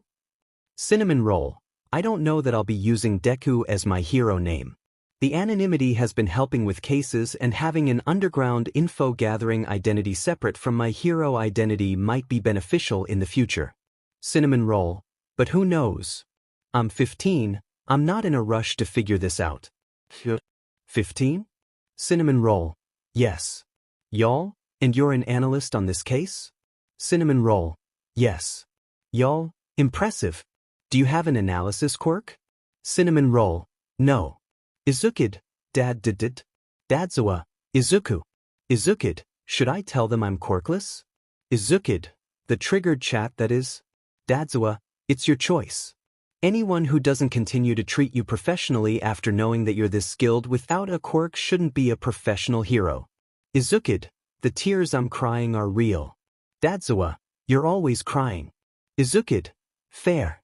Izukid, alright, I'm going to tell them. Half the chat knows anyways. Cinnamon Roll, I'm quirkless. Cinnamon Roll, we've actually met before, All Might. Yo, we have? Cinnamon Roll, I'll give you one hint. Cinnamon Roll, and if you don't get it I'll be sad. Cinnamon Roll, green. Yo, oh no. Cinnamon Roll, Kool-Aid Man voice, oh yeah. Sleepless in Muzutafu, why? Cinnamon Roll, a lonely childhood spent looking at old internet memes? Sleepless in Muzutafu, valid. Ex-nudist, Cabbage, what did you do to All Might? He blue screened in the middle of training. Cinnamon Roll, traumatized him as revenge, laughing face. Ex-nudist, for what? Cinnamon Roll, ahaha. DM started with Togata Mirio. Midoriya Izuku, remember the slime villain incident I told you about? Togata Mirio, where All Might saved you. Midoriya Izuku, what I didn't mention is that he also left me on a roof after revealing the truth behind his shortened heroing hours and telling me that I couldn't be a hero because I'm quirkless. Togata Mirio, that's kinda effed up. Midoriya Izuku, so I've played a couple harmless pranks on him for therapeutic reasons. Midoriya Izuku, and now he's a little terrified of me and I love it. Midoriya Izuku, I was bitter for a few months, but I do understand where he was coming from, and it was the catalyst for my Deku persona, so I don't really wish the situation would have turned out differently. Midoriya Izuku, I wouldn't know Dad the way I do now, and honestly that would isekai. Midoriya Izuku, I'm glad you got All Might's quirk instead of me. Togata Mirio, you know about HD? Midoriya Izuku, yeah? It wasn't that hard to figure out when All Might started training you and then your quirk mutated to be almost exactly like his? Midoriya Izuku, I mean there are obvious differences, but All Might has never talked about his quirk, so I figured there had to be a reason why? Togata Mirio, well, Midoriya Izuku, it's not like I've told anyone. I haven't even talked to Dad about it, and I won't because this seems like it's a world-changing secret. Togata Mirio, something like that, yen? Midoriya Izuku, Feel free to tell all might I know and how I figured it out. Midoriya Izuku. I'm still not comfortable talking with him one-on-one. See. Tagada Mirio. I got you, cabbage. Midoriya Izuku. Thanks, lemon, laughing face. Chapter 44. Stickers. Notes. See the end of the chapter for notes. Shoyuta has no idea, for once, why this staff meeting is being called. They've already decided to proceed with the sports festival, despite Shoyuta and several of the heroes who witnessed the aftermath of USJ being wary, and there have been no major incidents since then. All he knows is that the meeting is interrupting his nap time and he's bitter. When Shoyuta enters the room, he finds all the other teachers already present. He blinks heavily before making his way to his seat. Nezu doesn't even stop talking when the other teachers look at him. So he's covered in glittery sunshine and rainbow stickers. It's not his fault he has pseudo-adopted a chaos gremlin. Shoyuta greatly misses the days when Izuku was shy and didn't do things like this. Except not really, because seeing Izuku become more confident in himself every day brings Shoyuta something similar to joy. We were just discussing our roles for the sports festival, Nezu says when he gets to the end of his spiel. Normally we'd have you on the field, but given the extent of your injuries, we'll have Cementos and Midnight cover your role this year. Instead, you'll be with Hisashi. I'll what? You'll be helping to announce the events with Hisashi. Having your insight to quirks will be refreshing, and this way he can keep an eye on you and Midoriya. Midoriya? Shoyuta is lost. He's entered some alternate dimension where everyone except him know what's going on. He's in a nightmare.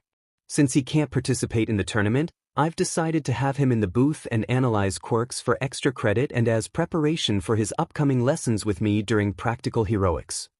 I'm sorry, what? Shoyuta blinks at his boss. At least this time he has the satisfaction of knowing the rest of his coworkers are just as confused as him. Even All Might looks more confused than he usually does in a staff meeting. Shoyuta risks a glance at his phone and sees he has over 20 notifications from Izuku. He doesn't read them. I will be taking Midoriya on as a personal student at least until he's able to join practical lessons again. He'll be present for some of them, doing analysis and coming up with plans for quirk development, considering that's a skill of his we'd both like him to improve. Since when? I talked with him before this meeting. Nezu smiles, and it reminds Shoyuta that his boss is a predator. Okay, Shoyuta says, because there's nothing else to say to that really. The next thing we have on the agenda is security. Nezu moves on and Shoyuta quickly pulls out his phone again. Izukid, itioegyo guayagoig. Izukid, uriario. Izukid, hayseat. Izukid, iriardet. Izukid, iwadawi. Izukid, Izukid, Izukid. Izukid, Izukid, Izukid, Izukid, ich. Izukid, Izukid, Izukid, t. Izukid, t. Izukid, Izukid, t. Izukid, z. Izukid, Izukid, w. Izukid, Izukid, where are you? Izukid, oich, I found you. Izukid, shoot, I don't want to wake you up. Izukid, laughing face. Izukid, I hope you like your present. Dadzawa, you are a menace. Dadzawa, I presume this is about you having lessons with Nezu? Izukid, or yoerifayug biu egbiug dugbayajabis sugyup mnv, piraquichit. Izukid, yes. Izukid, I mean. Izukid, I know he said something about it before. Izukid, but that was when he didn't know who I was? Izukid, it's just different in WoW and I'm still processing like? Izukid, there's a reason you made me start seeing Hounddog and I still don't know how to process my feelings other than to cry? Dadzawa, kid, Nezu would be an idiot if he didn't see your potential. Izukid, can you come over for dinner tonight? Dadzawa, I'll be there after this meeting is over. Izukid, thanks. See. Dadzawa, next time you put stickers on my cast you're grounded. Izukid, gasp. Izukid, but they suit you. Dadzawa, you've been spending too much time with Hisashi. Izukid, it's not my fault, we're both fluent in English. Izukid, if you're going to blame anyone for this, blame my real dad. Dadzawa, no. I'm blaming you. It would be illogical to blame someone who isn't even alive. Izukid, fair. Izukid, I need to reply to this email, but I'll see you tonight, fake dad. Notes. Please. The support I receive on this FIC is so amazing and I appreciate all of you so much. Love, love, love. Chapter 45. The Greatest Villain of All Time. Notes. Warning. This chapter contains Vigilantes spoilers. Also, I've not actually read Vigilantes, so all of this is conjecture and Wikipedia research. LO. Chat title. Trigger Ed. Cinnamon Roll. Deku. Sleepless in Muzudafu. Eraserhead. Ex-Nudist. Lemillion. Turbo. Ingenium. Psychic. Sir Knighted. John Mulaney 2.0. Ms. Joke. Loud. Present Mike. Blood. Vlad King. Ghost. Ectoplasm. Big Guy. Fat Gum. Bertholux. All Might. Cinnamon Roll. Was anyone going to tell me about the villain factory? Cinnamon Roll, or was I supposed to find out about it in this reply I got on an inquiry to the Commission's Records Department? Cinnamon Roll. 'Cause that seems like something that's important considering it was a huge fusing trigger thing and fic. Sleepless in Muzudafu. Sleepless in Muzudafu. I thought we took care of those guys? Sleepless in Muzudafu. Where are you, Deku? Cinnamon Roll. With Mom now. Cinnamon Roll. Need a moment. Sleepless in Muzudafu. Take your time. Ex-Nudist. What's the villain factory? Loud. A trigger-producing crime ring thing that Shoyuta helped take down a few years ago. Sleepless in Muzudafu. That sheet almost killed me. John Mulaney 2.0. But why is Deku freaking out so much if you took them down already? Cinnamon Roll. Alright, I'm back. Cinnamon Roll, and it's because he almost died. That I'm so upset. That's my father figure. Cinnamon Roll. Also, there's evidence that the villain factory was not entirely taken out and is tied to the case we're working on now.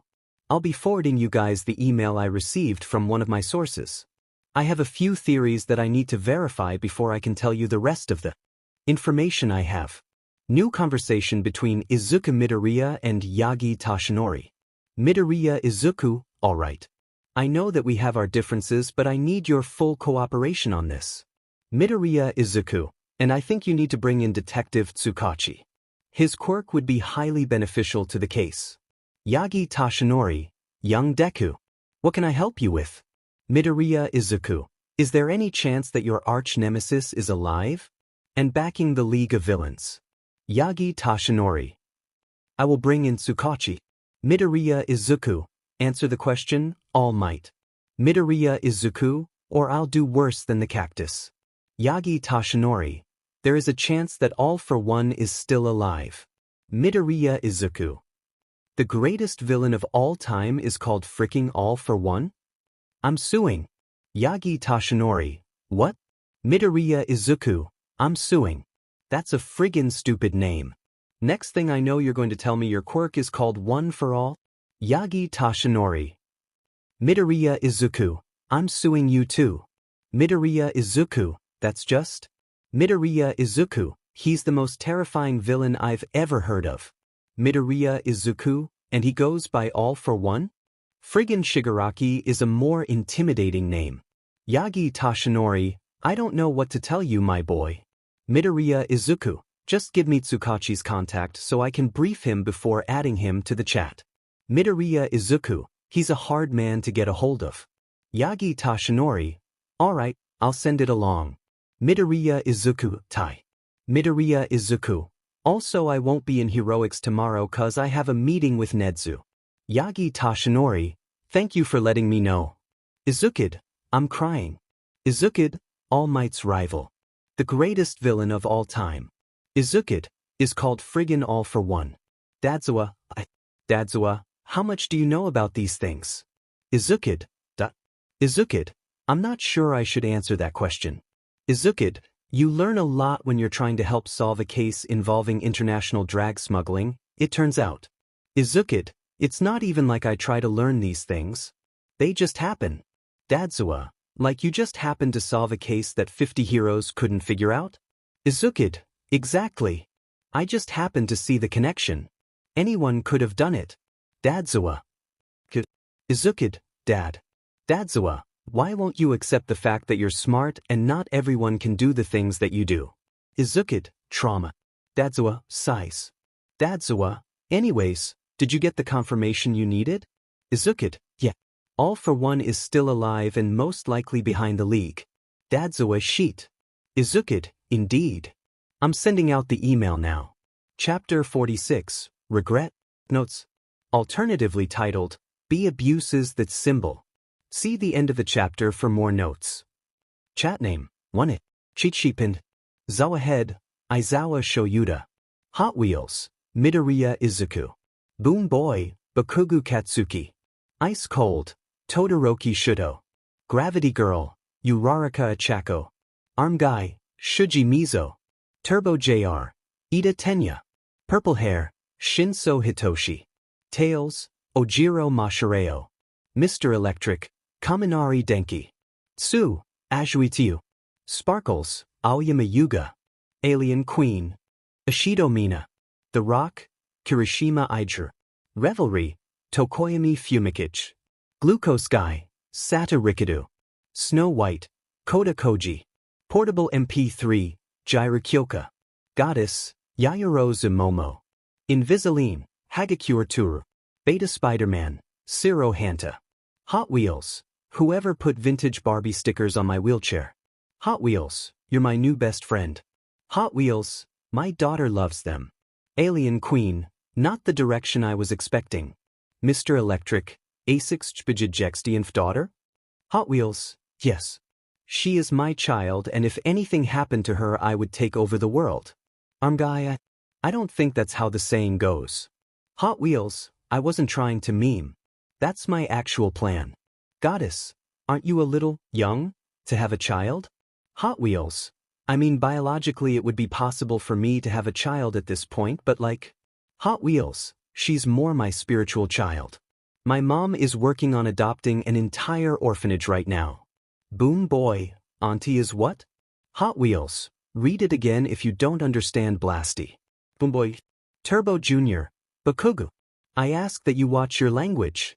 As a future hero it is important that you set an example for your peers. Boom Boy. Hot Wheels, he didn't say it had to be a good example, Kakin. Boom Boy. Beta Spider-Man, he memes. Mr. Electric, he memes. Boom Boy, STFU face with symbols on mouth.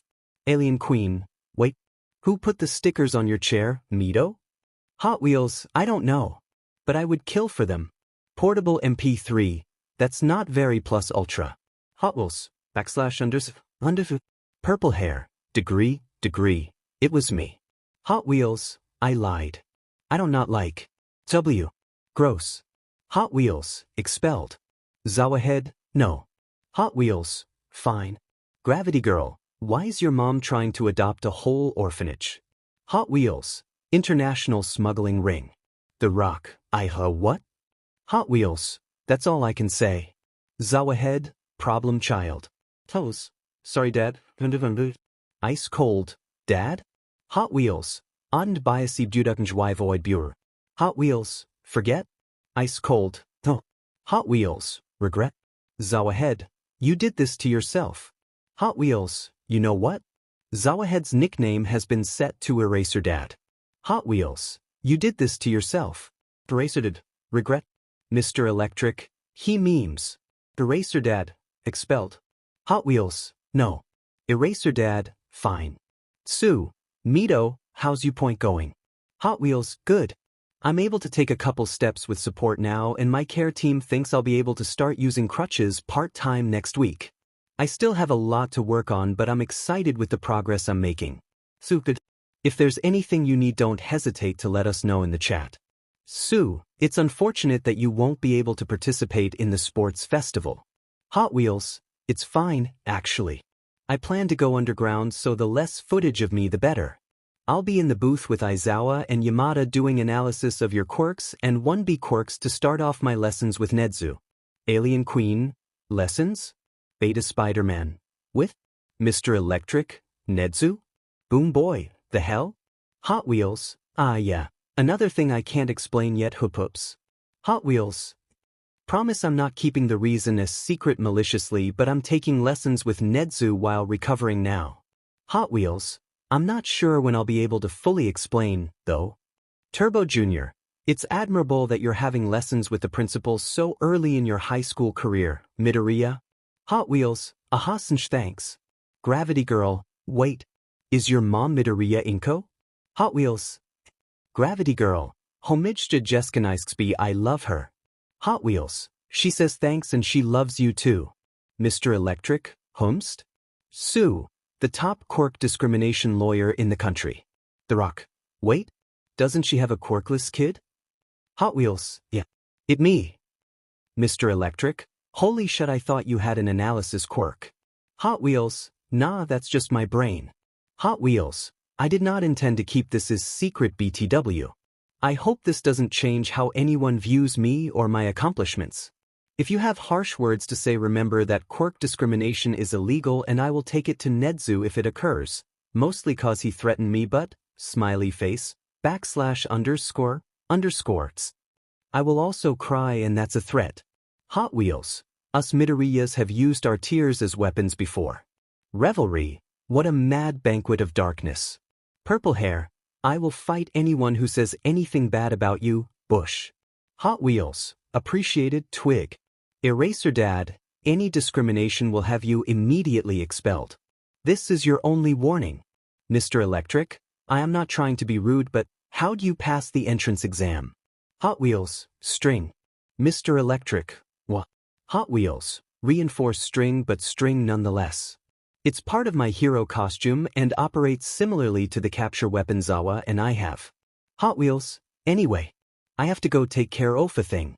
I'll talk to y'all later. Purple hair. Hot Wheels. Not you though. Purple hair C. Notes. Y'all can find me on Twitter at Bakanohero_. Chapter 47. Tsukachi. Notes. Short and sweet, laughing face.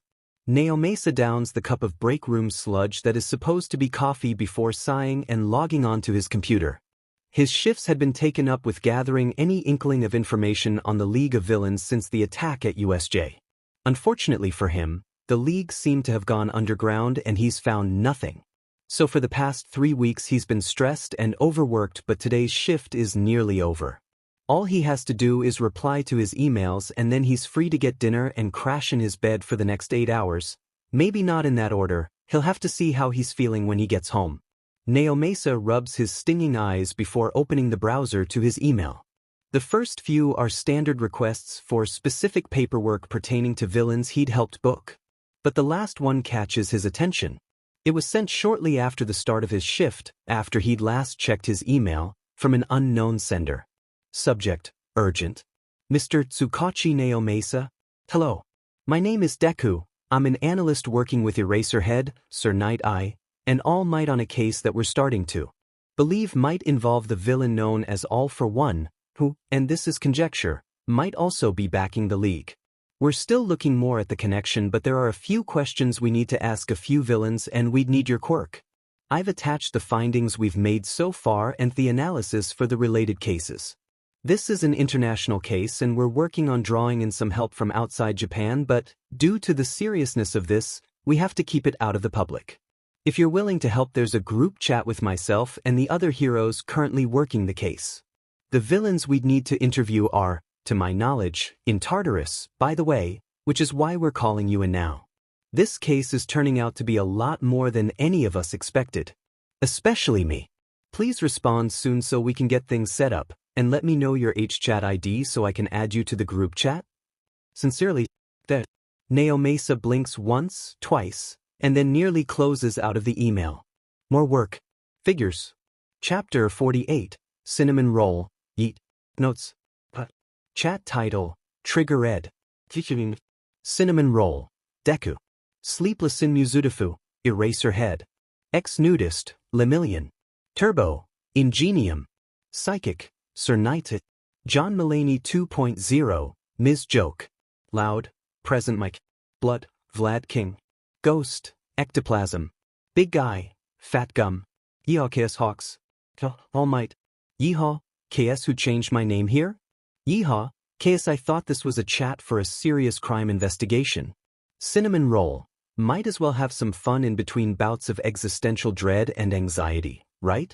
Yeehaw, KSW who hurt you? Cinnamon roll. Would you like the list? Yeehaw KS yikes. Cinnamon roll. D. Sleepless in Muzudafu. Please stop with the trademarks, Deku. Cinnamon roll. No. Sleepless in Muzudafu. Size, did you at least send the email? Cinnamon roll. Yes. Cinnamon roll has added Tsukachi Naomesa to the chat.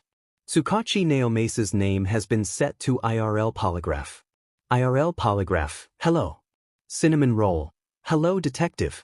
I'm Deku, the rest of the names are pinned at the top. As I explained in the first email, we are the people working on the ISR case. I'm here because I basically discovered that it was a thing single-handedly. Eraser Dad is here because he's the reason I can still work on the case. Everyone else is here because they were working on cases relating to this one, or I thought their quirks, or hero positions, would be helpful. RL Polygraph. This is not what I expected. Loud. It's a wild ride around Deku. He's a stuttering mess in person but a terrifying gremlin online. Cinnamon roll. Just because it's true doesn't mean you had to say it. Cinnamon roll's name has been set to gremlin. Y'all, Naomesa. IRL Polygraph. All Might, hello. Y'all, I am glad you are joining us on this case. Y'all, not that I am doing much. Gremlin, not everyone will be involved with every part of the case, All Might. Gremlin, except me sir and Dad.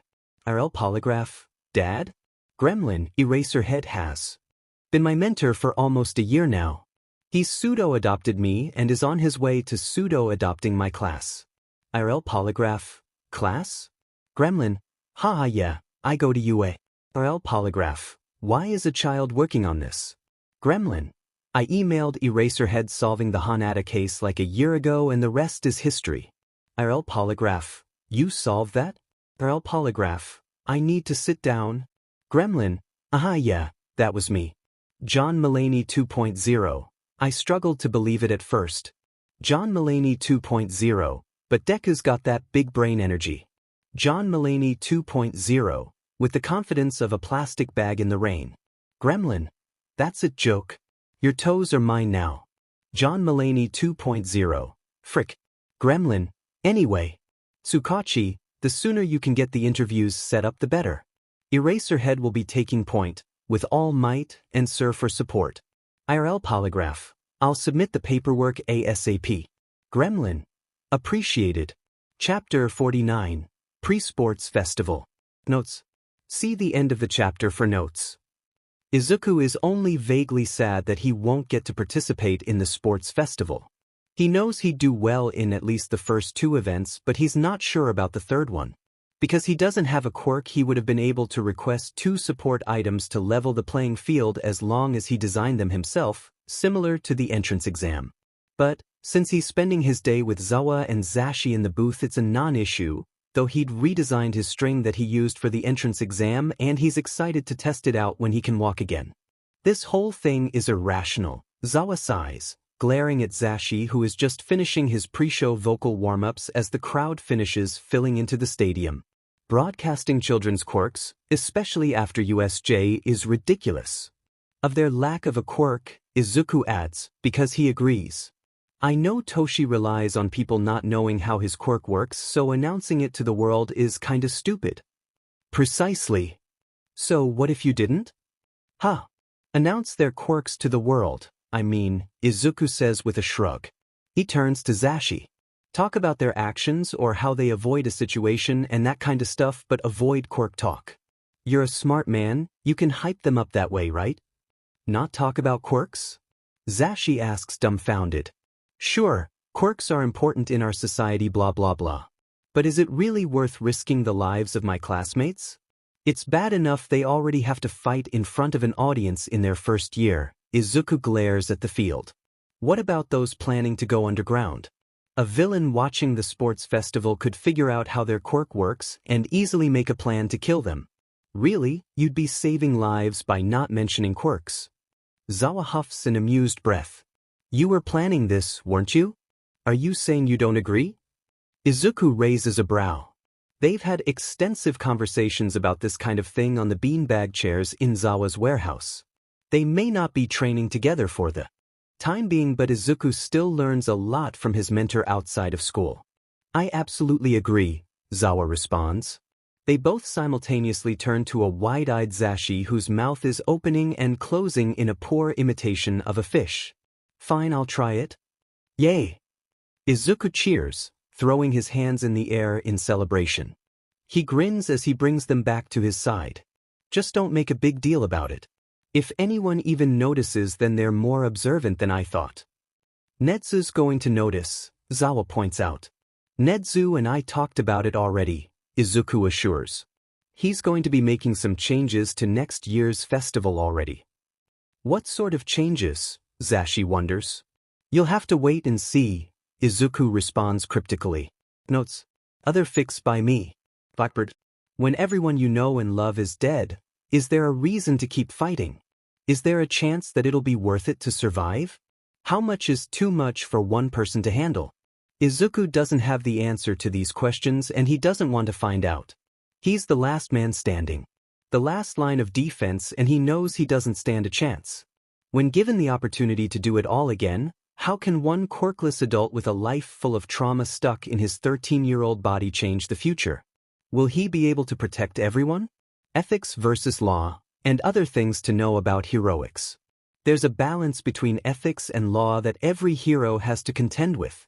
Some grasp it more easily than others, and some never learn. Chapter 50, Fruit Snacks. Notes. 50. I am aware the emojis aren't working for everyone, which makes me super sad, and I'm cursing all phone providers. BC, I love them. I will be fixing it after my work shift tonight. Maybe on lunch, we shall see. See the end of the chapter for more notes. Chat name the plants. Cheat sheet pinned. Midoriya Izuku, deciduous tree bush. Shuji Mizo, cactus cactus. Shinso Hitoshi, twig. Uraraka Ochako, boulder. Todoroki Shudo, Christmas tree. Christmas tree. Christmas tree, why am I here again? It's been 2 days and I still don't understand. Deciduous tree, you challenged me. Christmas tree, I said I wasn't here to make friends. Deciduous tree, you challenged me. Cactus, you're going to have to live with it. Bush is very good at making friends. Deciduous tree, I'm really not, but I'm glad I got y'all convinced I am. Cactus, deciduous tree, expelled. You can't keep saying expelled just cause we make fun of you. Deciduous tree, you can't stop me. Christmas tree, deciduous tree, gasp. Todoroki memed. Christmas tree, do you have to do that every time? Deciduous tree, yes. Deciduous tree, now go get ready for the first round. Good luck, my dudes. Thank. Cactus, thank. Christmas tree, thanks. Deciduous tree. Christmas tree, thank. Christmas tree, if Shinsu's nickname is Twig, why is his emoji logs? Deciduous tree, buff twig. Cactus, buff twig. Buff twig. Buff twig. Christmas tree, understood. Private message between Todoroki Shuto and Midoriya Izuku. Todoroki Shuto, can I talk to you? Midoriya Izuku, sure. Come up to the booth. Mike and Zawa went for food, so no one should bother us here. Todoroki Shuto, thank. I'm going to steal his toes. Izuku says when Todoroki finishes telling him his story. His absolutely bats-hit crazy story about illegal marriages and a corrupt hero. Endeavor has officially taken the #1 spot on Izuku's sheet list, and isn't it ironic that All Might is #2 on that list? I'm not sure how to respond to that, Midoriya, Todoroki says in his deadpan way that always makes Izuku smile. That's fine, Izuku says with a smile, noticing the way some of Todoroki's tension has melted from his shoulders. The two aren't as close as Izuku wants them to be, though it has only been 2 days since Todoroki mentioned not being at UA to make friends. But Izuku thinks he can read Todoroki pretty well by now. Did you bring lunch, or do you need to go to the cafeteria? Todoroki blinks at the sudden shift in conversation before shrugging. I have fruit snacks. You have fruit snacks. Izuku can't help it. He breaks out into laughter that startles Todoroki. Yeah. You're coming with me to get food. With me, Izuku commands, his tone brooking no argument as he steers his chair closer to his friend and scoops him into his lap. A feat that only succeeds because of how much Todoroki is clearly not expecting it. You've placed first in 2 rounds so far, Todoroki. You're gonna have to eat more than just fruit snacks.